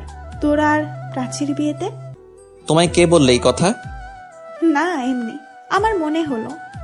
তুমি আমাকে এখনো ঠিকঠাক চিনতেই পারোনি শিমু আপু। তুমি তো জানো তোমার গর্ভের এই বাচ্চাটা আমার ওর প্রতি কিছু দায়িত্ব আছে। শুধু ওর প্রতি কেন, আমার বাচ্চার মা তুমি, তোমার প্রতিও আমার কিছু কর্তব্য বোধ আছে। আমি কিনা এসব ছেড়ে অন্য কাউকে বিয়ে করে নেব, এটা ভাবলে কি করে তুমি? শিমু আপুর দিকে তাকিয়ে দেখলাম ওর চোখ বেয়ে জল গড়িয়ে পড়ছে। আমি ওকে নিয়ে বিছানার উপরে বসালাম। তারপর ওর চোখের জল মুছে দিতে দিতে বলি, প্লিজ কান্না করো না। আমি জানি তোমার উপর দিয়ে কি বয়ে চলছে। আমার এক্ষুনি গিয়ে উচিত সবটা আমার পরিবারকে জানানো। যদি ওরা তোমাকে মেনে নাও নেয়, দরকার পড়লে এই বাড়ি থেকে অন্য কোথাও চলে যাব আমরা। তারপরেও আমি নিজের কর্তব্য থেকে দূরে সরে আসবো না কখনোই। একটা কথা বলে রাখছি, তোমার আর তোমার এই বাচ্চার দায়িত্ব আজীবনের জন্য আমার। আর আমি এটাও চাই না আমার সন্তান অন্য কোনো কাপুরুষের পরিচয়ে বড় হোক। যদি তার জন্য তোমাকে বিয়ে করতে হয় আমি তাই করব, কিন্তু আমার মনের একটা খটকা দূর না হওয়া পর্যন্ত আমি যে সামনে পা বাড়াতে পারছি না। খটকা? কিসের খটকা? পরে বলবো তোমায়, যখন সেই খটকার সমাধান করতে পারবো। তুমি প্লিজ সেই কয়েকটা দিন সবকিছু সহ্য করে থাকো। আমি শীঘ্রই আমার পরিবারকে আমার ব্যাপারে সবটা জানাবো, তোমায় কথা দিচ্ছি। শিমু আপুকে কি করে বলি ও আমার সন্দেহের তালিকার বাইরে নয়? আমি এখন ওকে পুরোপুরি বিশ্বাস করতে পারছি না। যতদিন না পর্যন্ত নিজের বিশ্বাস ফিরে আসে আমি কিছুতেই ওকে আমার জীবনে স্থান দিতে পারবো না। শিমু আপুকে রেখে ওর ঘর থেকে বেরিয়ে গেলাম। বাইরে এসে দেখি ভাইয়া বসে বসে ফোন ঘাটছে। আমি ওর পাশে গিয়ে বসলাম। ভাইয়া আমার দিকে আর চোখে তাকিয়ে প্রশ্ন করে, কিরে কিছু বলবি? হ্যাঁ, তোমার সাথে কিছু কথা ছিল আমার। কি কথা বল? না, আজ আর সংকোচ করলে চলবে না। ভাইয়াকে যে করেই হোক ওদের সমস্যার ব্যাপার আমায় বোঝাতে হবে। আমি ভালো করেই জানি ভাবি যেগুলো বলেছে তা মিথ্যে নয়। কোনো স্ত্রী এমনি এমনি এরকম একটা সেন্সিটিভ বিষয়ে স্বামীর ওপর দোষ চাপিয়ে দিতে পারে না। তুমি আর ভাবি হ্যাপি তো ভাইয়া? মানে এ আবার কেমন প্রশ্ন? যা জিজ্ঞেস করেছি বলো। তোর দেখে কি মনে হয় আমরা অসুখী? কোনোদিন দেখেছিস আমাদের ভেতরে কথা কাটাকাটি হয়েছে? সব জিনিস দেখা যায় না ভাইয়া, যেটা দেখা যায় না আমি সেই দিক থেকেই জিজ্ঞেস করেছি তোমরা হ্যাপি কিনা। লক্ষ্য করছি ভাইয়া আমার কথা শুনে বেশ ইতস্তত বোধ করতে লাগলো। ও হয়তো এখনো বুঝে উঠতে পারছে না আমি কি বলেছি। বুঝলাম না, তুই এগুলো কি জিজ্ঞেস করছিস আমায়? কেন করছিস? বাবার মতো তোমাকেও বরাবর দেখে আসছি। বাইরের কাজ ব্যবসা এগুলোই তোমার একমাত্র প্রায়োরিটি। তুমি তো আমার থেকে বড়, তুমি আমার থেকে ভালো বোঝো। একজন স্ত্রীকে শুধু খাওয়া পড়া দিয়ে সুখী করা যায় না ভাইয়া, আরো অনেক বিষয় থাকে। ভাইয়া হা করে তাকিয়ে আছে আমার দিকে, কিছুই বলছে না আমায়। আর যদি তোমার কোনো প্রবলেম থেকে থাকে আমি বলবো তুমি ডাক্তার দেখাও, নিজের সংসারের দিকে মনোযোগ দাও। ভাবি হয়তো খুব একটা ভালো নেই। এই বলে আমি ভাইয়ার সামনে থেকে উঠে গেলাম। একটা কথা সত্যি, ভাইয়া আমার কথা ঠিকই বুঝতে পেরেছে, হয়তো লজ্জায় সেটা বুঝতে দিচ্ছে না। আমি চাইলেই ভাইয়াকে গত রাতের সব ঘটনা বলে দিতে পারতাম, তাতে কারোর কোনো দিক থেকে ভালো হতো না, ওদের সম্পর্কটা ভাঙতো। ভাইয়া আমার কথার গুরুত্বটা বোঝে যদি ভাবিকে একটা ভালো ফিডব্যাক দিতে পারে, তবে হয়তো ভাবি পাল্টেও যেতে পারে। কারণ আমি ভালো করে জানি ভাবি কিসের অপূর্ণতায় ভুগছে। ভাইয়া সেটা আগে পূরণ করতে পারলে হয়তো জল এত দূর গড়াতই না। সত্যি বলতে ভাবির থেকে ভাইয়ার ওপর বেশি রাগ হয় আমার। ওর উদাসীনতার জন্য ভাবি আজ পথভ্রষ্ট। আজকের সন্ধ্যায় আমি প্রাচীর জন্য ফার্মেসি থেকে কিছু ওষুধ কিনে আনি, ওর মাইগ্রেন প্রবলেমের জন্য। ওষুধগুলোকে দেবার জন্য ওর রুমের ভেতরে ঢুকলাম, কিন্তু ভেতরে কোথাও প্রাচী নেই। ওর ল্যাপটপ আর ফোন টেবিলের উপরে পড়ে আছে। ওষুধগুলো রাখার জন্য টেবিলের ড্রয়ারটা খুললাম, ভেতরে চোখ পড়তেই চমকে উঠলাম আমি। ড্রয়ারের ভেতরে কতগুলো ছবি রাখা, এগুলো তো সব আমার আর শিমু আপুর সেই ঘনিষ্ঠ মুহূর্তের সময়ের। তার মানে সেই দিন ভিডিও করার সময় ছবিও তোলা হয়েছে, কারণ এই ছবিগুলো দেখে ভালো করে বোঝা যাচ্ছে এগুলো কোনোভাবেই ভিডিও ক্যাপচার করে বানানো হয়নি। প্রত্যেকটি ছবিতে আমার মুখমণ্ডলের ওপরে লাল লিপস্টিক দিয়ে ক্রস চিহ্ন এঁকে দেওয়া হয়েছে। কিন্তু এই ছবিগুলো প্রাচীর ড্রয়ারে কি করছে? তবে কি সেদিন রাতের ভিডিও এটা হয় কি করে? ছবিগুলো বের করে একে একে আমি দেখতে লাগলাম। যতই দেখছি গা গুলিয়ে উঠছে। প্রাচী কিনা এগুলো নিজের কাছে লুকিয়ে রেখেছে, অথচ আমি এর কিছুই জানি না। তাহলে কি সেদিন রাতের ভিডিও রেকর্ডটা ওরই ছিল? কিন্তু সেটা কি করে সম্ভব? ওই রাতে বাড়িতে আমি, বাবা মা আর শিমু আপুই ছিল। তবে এটাও হতে পারে হয়তো কেউ বাইরে সত্যি ছিল, যখন আমরা ব্যস্ত ছিলাম সেই সুযোগে সে আমাদের ঘনিষ্ঠ মুহূর্ত রেকর্ড করেছে। হঠাৎ আমার চোখটা প্রাচীর ল্যাপটপের ওপর পড়লো। চারদিকটা তাকিয়ে দেখি কেউ নেই আশেপাশে। তড়িঘড়ি করে ল্যাপটপের কিবোর্ডের আঙ্গুল চালালাম। হতেই পারে এই ল্যাপটপের ভেতরে সেদিনের ভিডিওর কোনো ক্লু পেয়ে যাব, কিন্তু পাসওয়ার্ড না জানার কারণে আমাকে নিরাশ হতে হলো।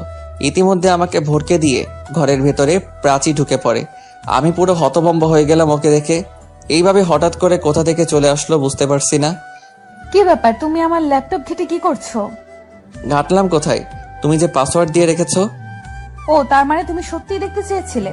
এইভাবে কারো ব্যক্তিগত জিনিসে হাত দেওয়া ঠিক না, জানো না? হ্যাঁ জানি, কেন জানবো না? তোমার থেকে এটা আশা করিনি আমি পল্লব। তুমি কিনা আমার ঘরে ঢুকে। ভাগ্যিস ঢুকেছিলাম, তাই তো আজ অনেক কিছু দেখতে পারলাম। কি দেখছো তুমি আজব? আমি ড্রয়ার থেকে ছবিগুলো আবারও বের করে ওকে দেখিয়ে বলি, এইগুলো তোমার ড্রয়ারে কি করছে? কি এগুলো? দেখে তো ছবি মনে হচ্ছে, আমাকে দেখাও। নাটক করছো? তোমার ড্রয়ারে কি আছে তুমি জানো না? সত্যি বুঝতে পারছি না এগুলো কিসের ছবি। আর কি হয়েছে বলো তো? তুমি আমার সাথে এইভাবে কথা বলছো কেন? কি করেছি আমি? আমি ভালো করেই বুঝতে পারছি প্রাচী সবকিছু বুঝেও না বোঝার ভান করছে আমার সামনে। ওকে ছবিগুলো দেখাতে যাব, ঠিক তখন ওপরের ঘর থেকে আম্মার ডাক এলো। আমি ছবিগুলো নিয়ে রুম থেকে বেরিয়ে গেলাম। আম্মার ঘরে যাবার সময় সেগুলো ছিঁড়ে ডাস্টবিনের ভেতরে ফেলে রাখলাম। যাক, নোংরা জিনিসের স্থান এর থেকে ভালো আর কি হতে পারে। কাল সকালেই ময়লার লোক এসে নিয়ে যাবে এগুলো। তবে প্রাচীকেও আমি দেখে নেব, ওকে আমার প্রশ্নের উত্তর দিতেই হবে। আম্মার সাথে কথা বলে ওনার ঘর থেকে একটু পরে বেরিয়ে আসলাম। এরপর সবাই মিলে রাতের খাবার সারি। খাওয়া দাওয়ার পরে যে যার রুমে গিয়ে শুয়ে পড়ে। প্রাচীকে ওর ঘরে যাবার জন্য আমার নতুন রুম অতিক্রম করে যেতে হয়। আমি অপেক্ষা করতে থাকি কখন প্রাচী আমার রুমের সামনে দিয়ে যাবে। একটু পরে আমি কারো পায়ের আওয়াজ শুনতে পাই। প্রাচী দরজার কাছাকাছি আসতেই ওকে একটানে রুমের ভেতরে নিয়ে আসলাম।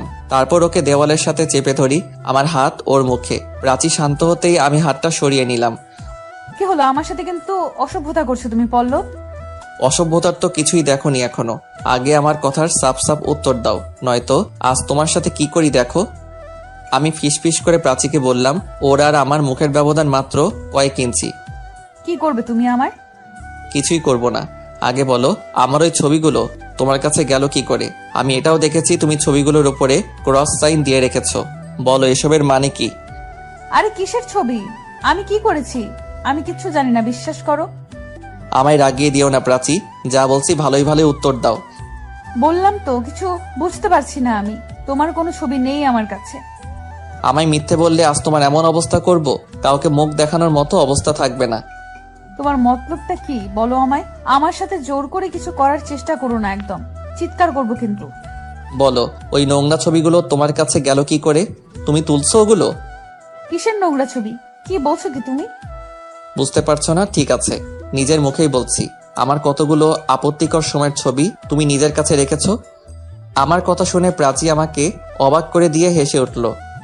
এইবার বুঝতে পেরেছি তুমি নিশ্চয়ই প্র্যাঙ্ক করছো আমার সাথে। আমার আপত্তিকর ছবি কেন? তুমি আবার আপত্তিকর কখন কি করলে আর কার সাথে? বুঝতে পারছি না প্রাচীর এই অদ্ভুত ব্যবহারের কারণ। ছবিগুলোর কথা শুনে ওর চোখে মুখে ধরা পড়ে যাবার ভয়ে কোনো রকম ছাপ লক্ষ্য করছি না, বা তখনও ঘরে বসেও লক্ষ্য করিনি। ও কি সত্যি ছবিগুলোর বিষয়ে কিছুই জানে না? যদি নাই জেনে থাকে তবে এগুলো ওর ড্রয়ারে গেল কি করে? কোনো মানুষ হাতে নাতে ধরা পড়া সত্ত্বেও এরকম ব্যবহার করতে পারে, এটা কখনো আগে দেখিনি আমি। প্রাচীর হাবভাব দেখে মনে হচ্ছে ও সত্যি কিছু জানে না। ও উল্টা ভাবছে আমি মজা করছি ওর সাথে। বুঝতে পারছি না কিছুই। ভালোই করেছি ছবিগুলো ছিঁড়ে। ওকে একবার দেখালে ব্লান্ডার হয়ে যেতে পারতো, কিন্তু ও কি সত্যি কিছু জানে না নাকি এটাও নাটকের কোনো অংশ? সেটা বুঝবো কি করে? আমি আর কিছুই বললাম না, ওকে ছেড়ে দিলাম। আমার মনে হয় তুমি মজা করছো, নয়তো নেশা টেশা করেছো। যাও এবার ঘুমাও গিয়ে ঠান্ডা মাথায়, আর আমার সাথে এইসব সস্তার প্র্যাঙ্ক করতে এসো না। প্রাচী এক প্রকার বিদ্রুপ করে ঘর থেকে বেরিয়ে গেল। আমি শুধু তাকিয়ে রইলাম ওর দিকে।